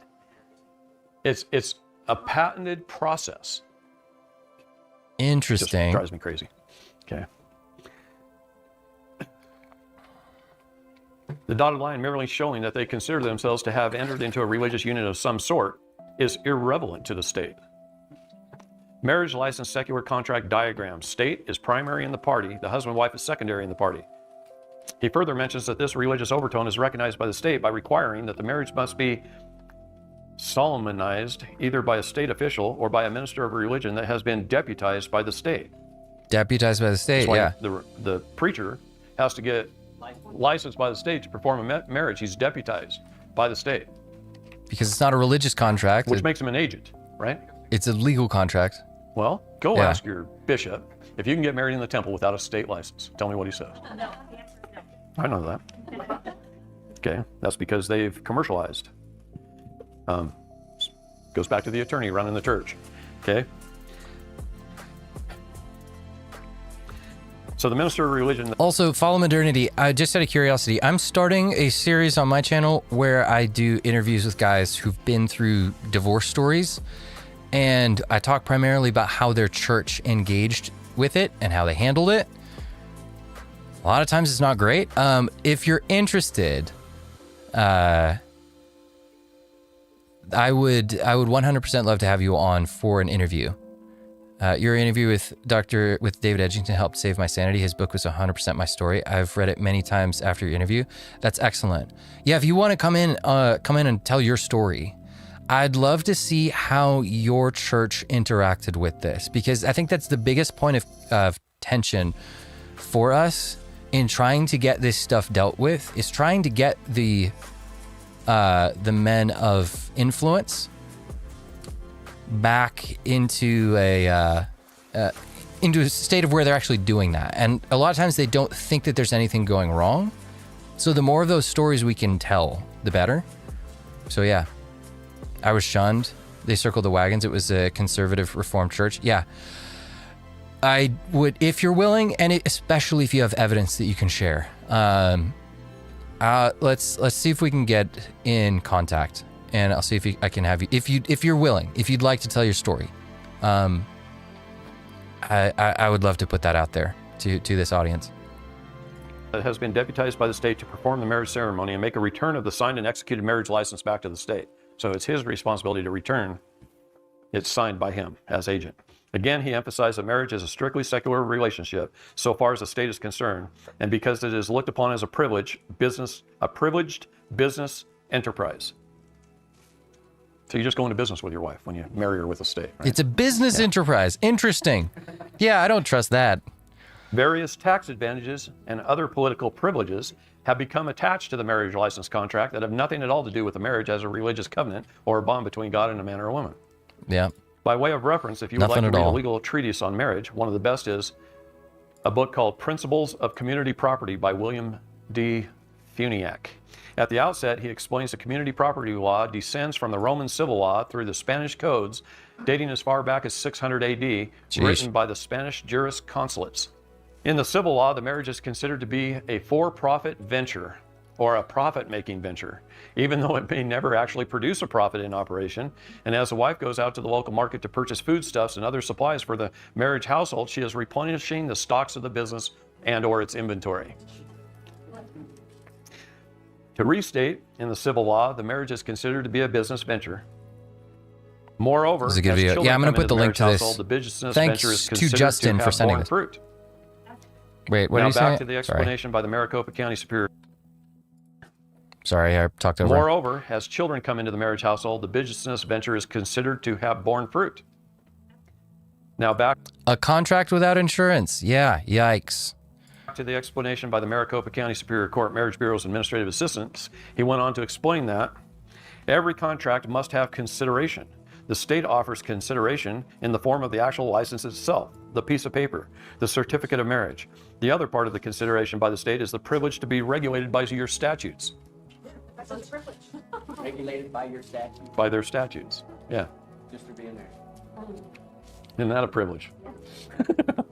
Once you change your status, you can rescind your contracts. I actually have a document that I used for myself to annul the state of Nevada, because that's where I got married. So I took the state out of the contract. He added that this privilege to be Interesting. regulated by statute includes all related statutes and all court cases as they are ruled on by the courts, and all statutes and regulations into the future in the years following the commencement of the marriage. He said, Yeah, and a contract that can be changed at any time in the future without your consent. Yeah, it's not actually a bilateral contract. It's a unilateral contract. in a way, the marriage license contract Yeah, my wife left me unilaterally. Best thing that ever happened to me. The worst thing that happened to my kids. Woof. is dynamic or flexible. What did we talk about the word dynamic means yesterday in the law? To keep moving, just keep moving. So it's flexible, it keeps moving. Ever-changing contract as time goes along, even though the husband and wife doesn't realize that. My thought on this is that it can really be considered a true contract as one becomes aware of the failure by the state to make full disclosure of the terms and conditions. But remember, in court, presumption and assumptions, so must be repudiated in all aspects or you give over jurisdiction. A contract must be entered into knowingly, intelligently, intentionally, and with full informed consent. Otherwise, technically, there is no contract. But you go try telling the court that when you're a citizen, right? Yeah. They could care less. The marriage license contract with the state is a contract. Yeah, it's a good point. Try telling the judge, hey, I didn't realize that this was the type of contract I was entering when I signed it. I did not give informed consent to this particular type of marriage contract. Yeah, that's not going to hold water with him. Of adhesion, a contract between two disparate, unequal parties. Oh yeah, if you Justin, if you addressed me at all in this video, I had to step away for dinner. I was just saying thank you for the link to this video because this has been really good. I'm gonna copy this and send it to you guys once we're finished up Again, here. a flawed contract. Such a contract with the state is said to be a specific performance contract as to the privileges, duties, and responsibilities that are attached. Consideration on the part of the husband and wife is the fee paid for the application and the implied agreement to be subject to the state statutes, rules, and regulations in all court cases ruled on related to marriage law, family law, children, and property. So the minute you fill out the application and pay the fee, you just bound yourself to the state statutes, rules, regulations, all court cases relating to marriage law, family law, children, and property. Mm. So essentially took all your rights away.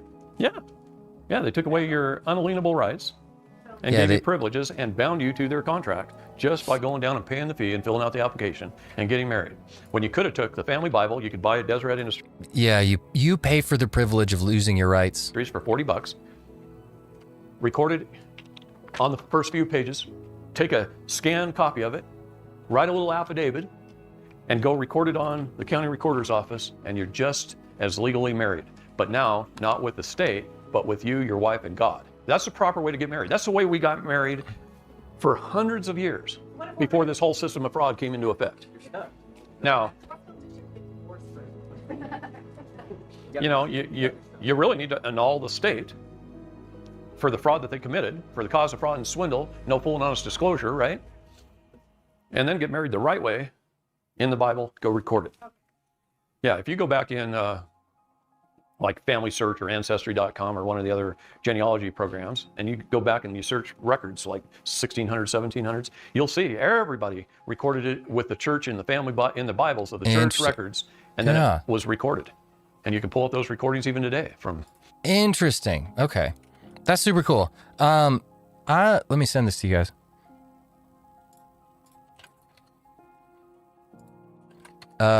Yeah. Keep this in your back pocket. Use that for whatever you need to use it for. Use it as when you need to make an argument on the topic. Main character syndrome. I don't even know if we want to get into this. We've been going for a while. But yeah, again, we're just looking at reasons why guys might not want to be around the ladies. This one was funny. And yet my checked bag can't be over 50 pounds. Sometimes, ladies, yeah, it's just we might not want to be with you because y'all giant. Y'all freaking large.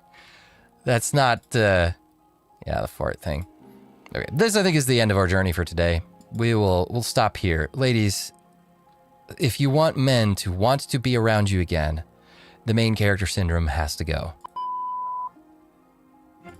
We interrupt your regularly scheduled scrolling to bring you an urgent public service announcement. A devastating plague has been sweeping across our nations and Let her stay on the ground, no more flying. Yeah, she is doing abuse to that plane. That plane's struggling, you know it.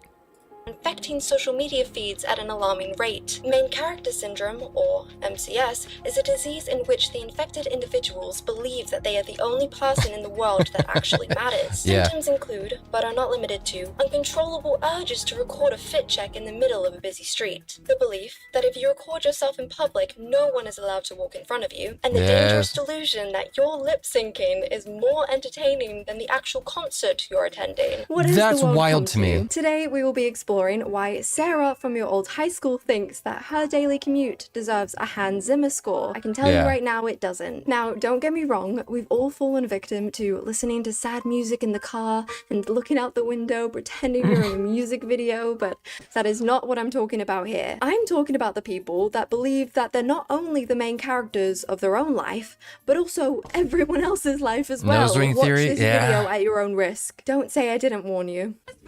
Keep your guard up, boys.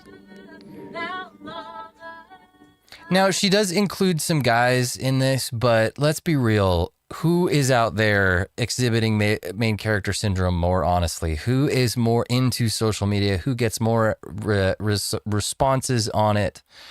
Who gets more attention and viewership?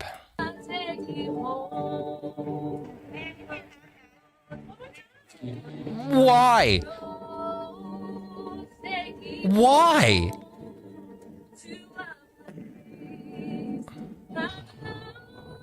If you thought that was bad, the worst is yet to come. They're literally the types of people that kiss themselves in the mirror Admonish. Admonish. Wait, this is a thing? Kissing themselves in the mirror. Make it before stop, they leave please. for work. Self-entitlement needs to stop. Not There's a reason why 90% of the people Joey Swole calls out are women. Yeah. only do they believe that they're the best thing since sliced bread, but they also Straight to jail. believe that everyone else around them thinks so too. Yeah. It's not okay. I want you to imagine this. You've been at your No one boring, matters but stressful me. job all day. Today's antics included unwanted comments from Jeff the local creep, as well as your manager's power trip of an attitude. The time finally comes when you can get out of this hellhole and drag your lifeless body home. But on your journey home, you encounter this. Ruining everyone's fit checks. Solipsism is a heck of a drug. Another thing you'll notice, a lot of the guys that are displaying main character syndrome, notice how effeminate they are. That would be my last straw. These, my friends, are what I call the fit check main characters. In their world, they are allowed to make a public fit check anywhere, anytime, without any interruptions. These people view everyone else around them as extras that they can use when they like. Also, just notice how effeminate the men are. I just said that. Yeah, I know. You're on the delay. But our same brain cell, yeah, we do. The brain cell was in transit, but it got stuck because, yeah, you're watching this on a delay. They expect all their extras to behave on script, the script they created. They must not get in the way.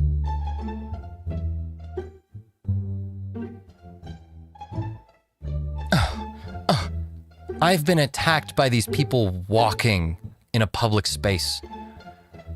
I If you actually want- can't believe this one is real. I'm so Yeah, if you want a private photo shoot, go to a private studio. surprised no one just barged her out of the way. The entitlement to be annoyed at people just trying to get home, and it's a small platform as well. What do you What's a fit check? That's when you just like, hey, check out the stuff that I'm wearing.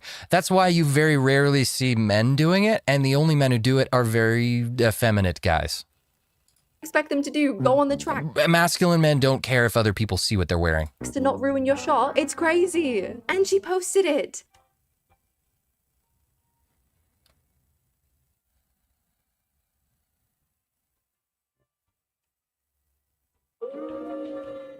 Boo. Oh, it makes me so angry. But Matt, that costs money. That would mean I'm not the main character. Yeah, studio does cost money. Public is free. Okay, then accept the consequences of being poor.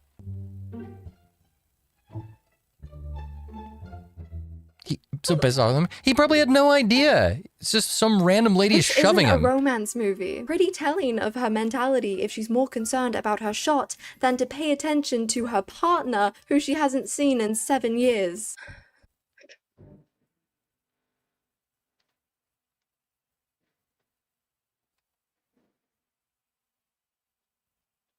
Okay. Imagine you're having a normal average day, but then you get home and see online that you've been recorded without your consent and edited in a way to appear that you're disgusted by this pretty girl. Also, I swear the second one wasn't even looking at her. Oh my god, she's not even looking at her. The Yeah, she's ego not. you have to assume that because someone glanced at you, they either think you're hot or are jealous. Have you ever thought that it might be because you're acting like you're on a catwalk in public with a cameraman following behind you? Yeah, that No? might have something to do with it. Main character syndrome is all Although, I don't know. I have seen quite a few of those videos where there's an attractive woman walking around and the ladies do like look and they're like they do look disgusted. And that's the thing. Nobody hates women more than women. Nobody hates an attractive woman more than other women. also just another way to say that someone lacks empathy. Someone who thinks, I don't give a fuck if you're late for your flight and you want to use the fast walking machine to get there faster, like what it's designed for. You I will have a trick to go to do. through me first. I think I would just knock her over if I was late for my flight. But wait, hold on. Sorry, main characters. I'm just having some trouble keeping up here. So if you're doing fit checks, we need to avoid at all costs, right? But if you're low on views and want content, we're also meant to give you a reaction. Will somebody please give me a script?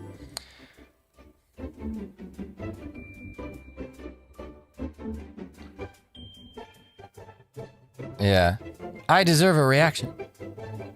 Okay, all right. What? Why Not bad, did he not bad. think people would care about his big hair? What did he expect them to react like? But that's the thing. Well, I wonder if some of it is like they're intentionally going into places where they know they're going to get bad reactions. I wonder if that's becoming the genre, kind of like how girls started posting booty pics while they were working, or booty videos while they were working away, or working out.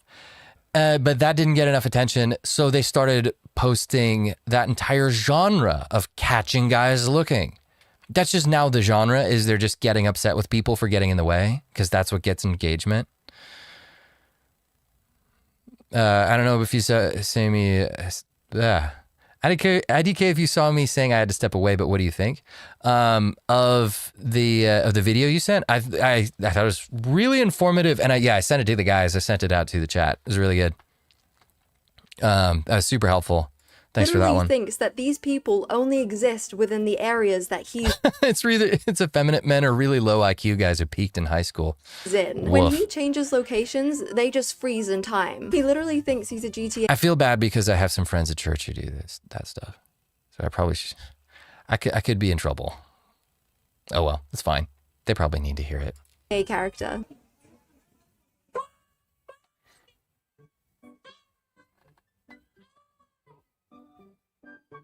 God damn. That's so cringe. Do these people not have jobs? Or is their job just to ruin everyone else's day? Probably.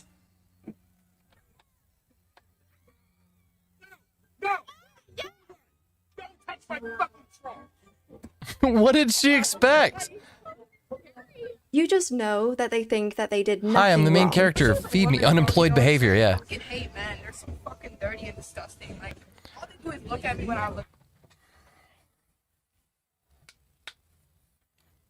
There is so much restraint that men have to exhibit today.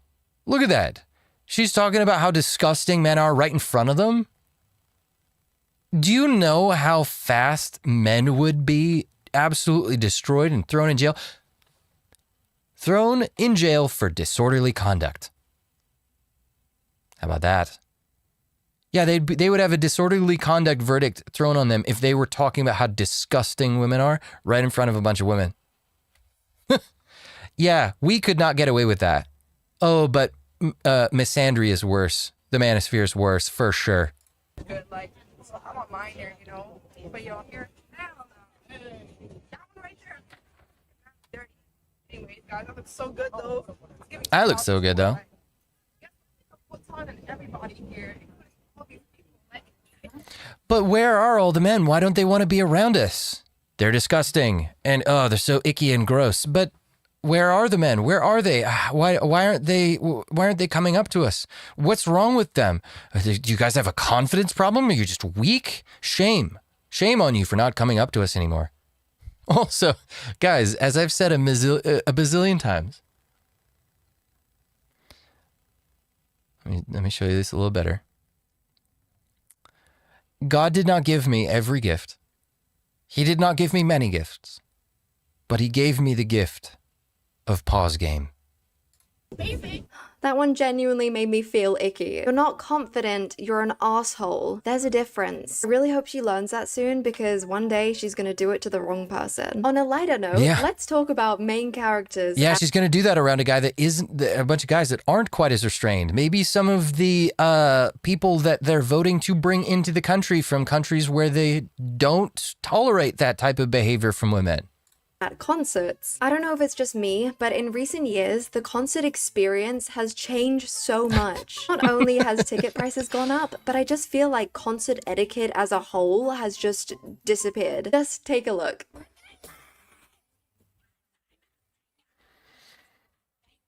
No, you're not. You cannot convince me that screeching like that is out of enjoyment. I don't care. Not only do you ruin everyone else around you's experience, but you also can't even hear the artist when you're that loud. Just don't the look go at me at screech. that point.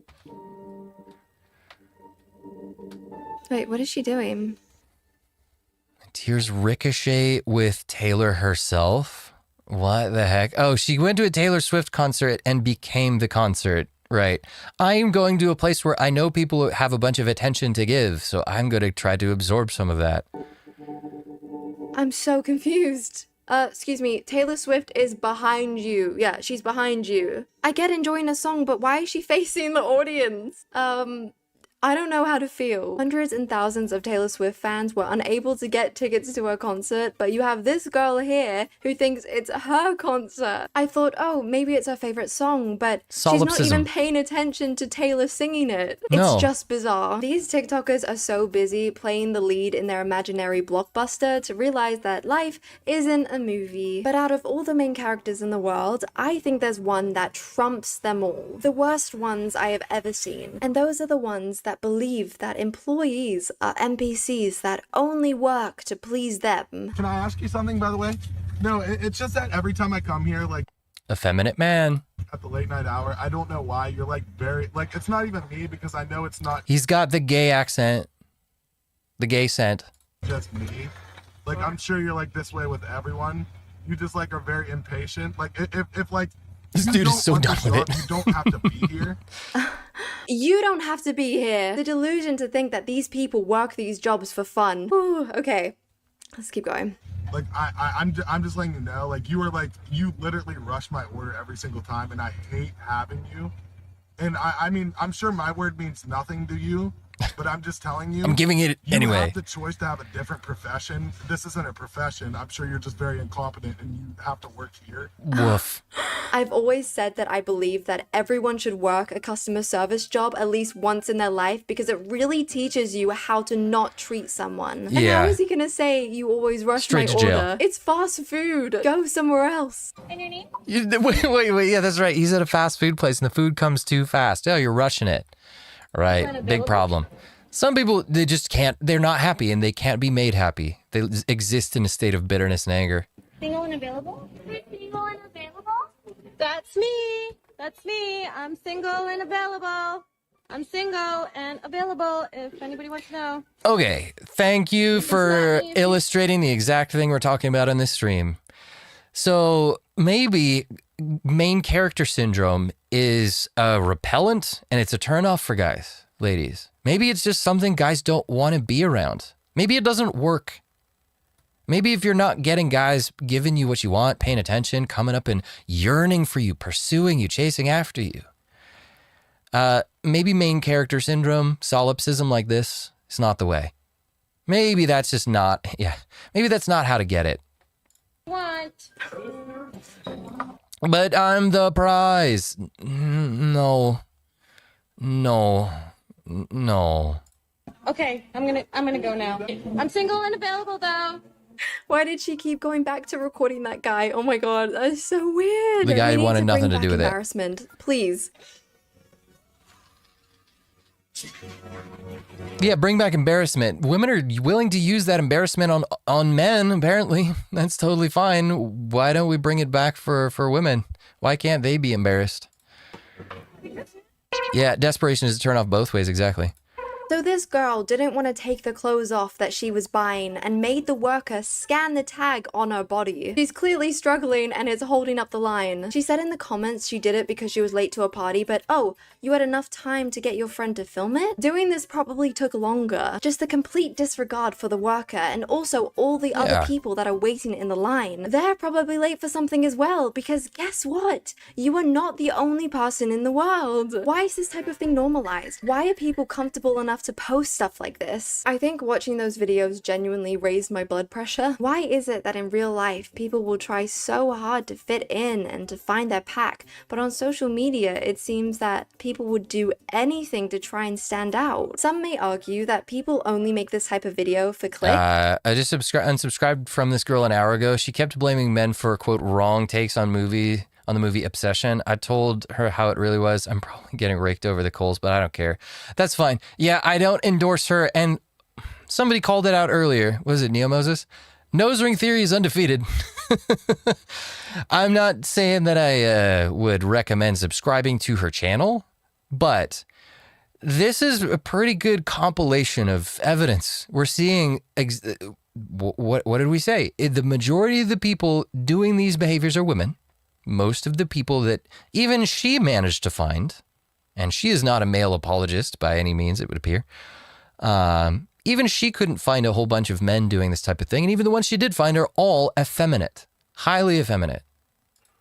But I would disagree. Even put yourself in that public position and record yourself, that isn't normal. It's embarrassing, and it's time to bring back shaming. People are just walking in front of it like we're not recording.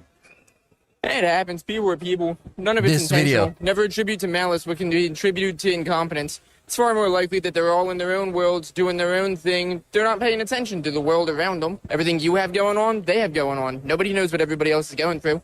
We also need to be a little more self-aware and aware of the world around us. I hate that we live in a world where people care more about views than someone else's dignity. That man. That guy is the antidote to the insanity. Male autism is the future. The semi-autistic guy that just does not care what people think, doesn't get upset about it, doesn't take it personally. He just understands how life works.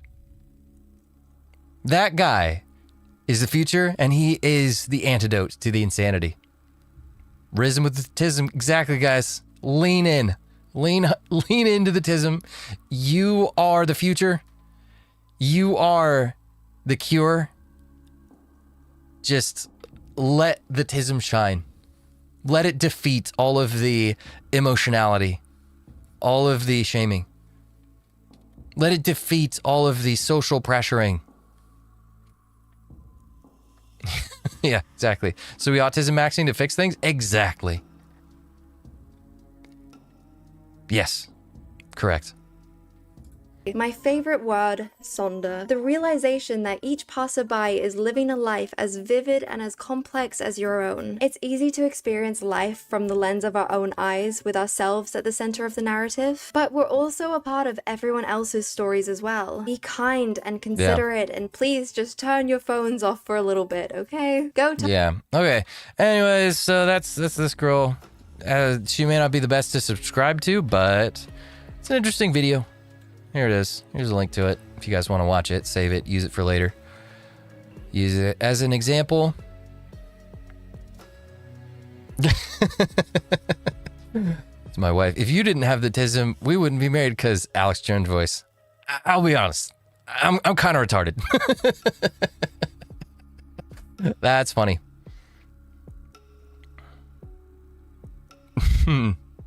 Yes.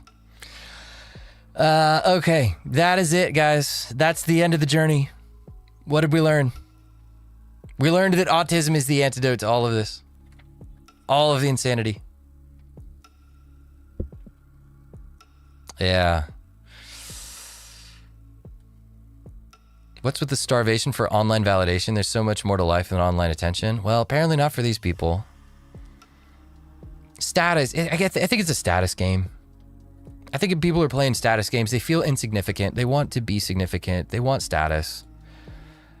The internet gives them a path to that. Because again, it could, we're tying everything to the power premise.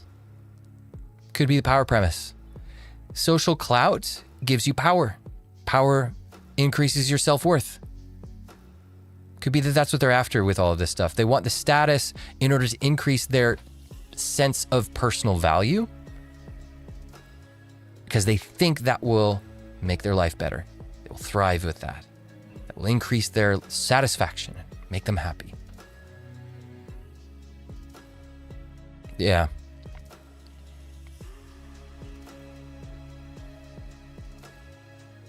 Have you reviewed Christian Grace or Alice by the Palm? The former calls out poorly behaved women too. Well, let's look at them. Let's do one in here. Christian Grace Smith. No. Real reason why men don't date older women in 2026. Interesting. We'll have to check her out sometime. Have not heard of her. Let's do another one. Alice by the Palm. Let's see this. Man, y'all are keeping me busy. Alice by the Palm. Yeah. Oh, I think I've seen her. I think I've heard of her. Yeah, apparently she's got some pretty good takes. Yeah, it looks like she talks about a wide range of things. Yeah, we might have to look at some of these at some point.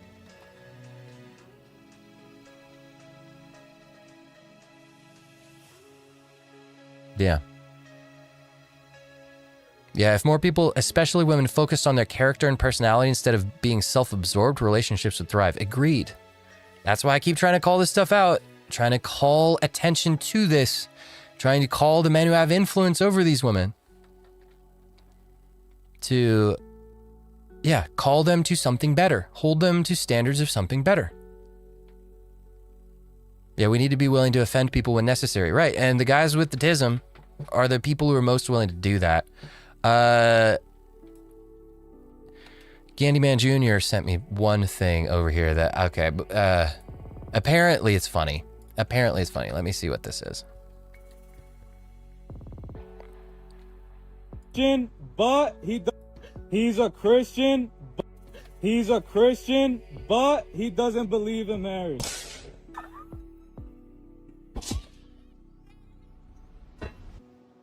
He's a Christian, but he wants you to financially provide. Some of the girls are like, well, maybe. And the girls are like, no. I don't want those women. Bye, Felicia. What about 50? What? Are you serious right now, bro? He's a Christian, but he believes in horoscopes. He's a Christian, but he spends time on video games every day. Yeah, they're medium about that one. Add me on Roblox, Giggles Lover, 1738. Okay. Add me Unicorn Slays _567. Okay. He's a Christian, but he mainly listens to Bad Bunny.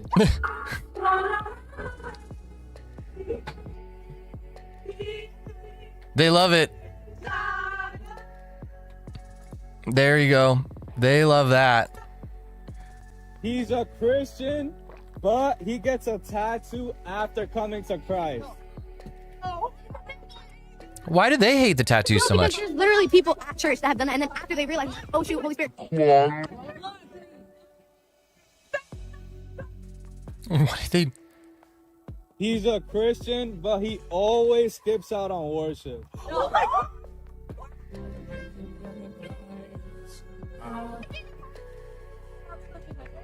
Okay. He's Trash. a Christian, but he says God said you're my wife on the first date.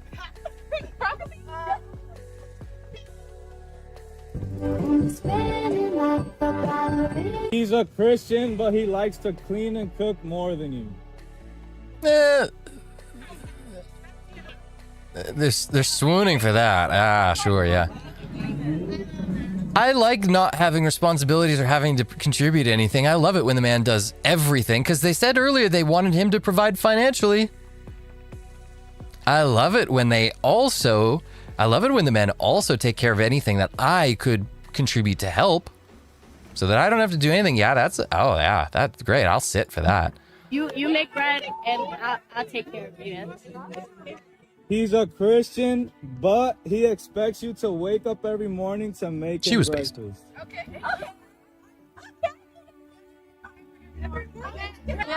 Yeah. They'll do it. Okay. Yeah. She's like, no. Every morning he's got to get up and take care of you financially. That was part of you were going to run away from that. Yeah. What's wrong with you getting up every morning to take care of him a little bit? Just make some food. That's not even that hard. What time am I going to wake up? Before dawn. When he wakes up, he's got to do it. God wakes up before dawn, right?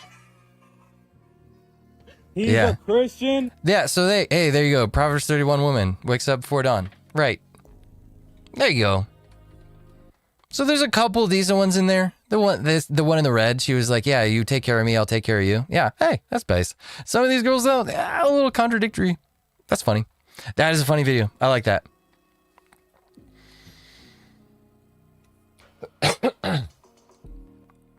Yeah. Yep. So yeah, they have a pretty high expectation. Yeah, some of these women have hope, but the others will destroy them. Yeah. Some of these women, yeah, some of them, yeah, they might be catch. They might be worth it. Who knows? Anyways, what did we learn today, folks? Gentlemen, ladies, if you're still watching, what did we learn? We learned that we need more autism among the male population. We need them to lean into it. We also learned that, yeah, there are a number of behaviors that women are displaying today which fully justify men avoiding them. Ladies, if you would like men back, here's a blueprint of things you can just... You don't even have to start doing things. Just stop doing these. Men already want to be with you. They badly, desperately want to be with you. If you want them to be with... If you want to be with them, just stop doing the stuff that you're putting in between you and them. Stop doing the stuff that's in the way.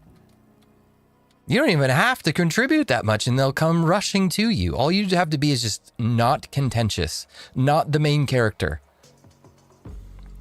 And then if you add some of that stuff in where you're actually looking out for him, you're actually taking care of your guy, you're his helper, sheesh, those women get snatched up quick. Ladies, this is the blueprint. So, yeah. Guys, what do we need to do? We need to share this stuff. We need to continue communicating this stuff to men who have influence over women, who are teaching them. This is the way, yeah. We need to communicate to the men who are enabling these solipsistic main characters. Yeah. They need to stop acting like they're the center of the universe. We aren't, and neither are you. Yeah. This is what we need to show to people who don't believe us, that this is normal. So, hopefully that gives you guys another round of ammo. Mag. It's a magazine, not a clip. There you go. Charlie's not going to come after me now. No simps. Yep. No enablers. Yes, autism. Anyways, guys, it's been fun. It's been a long one. Penguin Zero mentioned. Exactly. You guys have a good rest of your evening. I am, by the way, working on another video. Another main video. For those who are wondering, oh, does he just do live streams anymore? No, I'm still doing main videos. This one's just taking a long time because it's a interview. Like I mentioned earlier, I'm starting a series where I do interviews with guys and telling their stories and stuff. This one is tough because there is a lot of evidence that we have to sift through. And I still haven't gotten all of the recordings that I need to from the guy yet. So, yeah, and it's taken us. There's hundreds of hours that we've got to sift through. So, yes, we are working on another video. This one is going to be big. Tism Gang. Yep. Keep it going. So, yeah, be ready for that. It'll come out in a couple of weeks. Oh, no, I accidentally did the Canadian accent. I blame that on my wife, even though she doesn't have a Canadian accent. She's from Berta and doesn't have the accent. But anyways, Tism Gang. Keep it going. All right. I'll see you guys in the future. Oh, yeah. Consider becoming a channel member. Head to the second channel. There will be a link to it in the pinned comment. The second channel will have clips from live streams and such. Yeah, this discussion needs to be had in the church, and I'm trying to give you guys the tools to have it. So use this for that and go forth. Keep the message going. Consider supporting the channel on Patreon or here as a member, and you will get a shout out at the end of live streams such as these and videos and such, depending on your level of membership. You've got all kinds of other perks too. So, Reclaimers, go forth. Peace.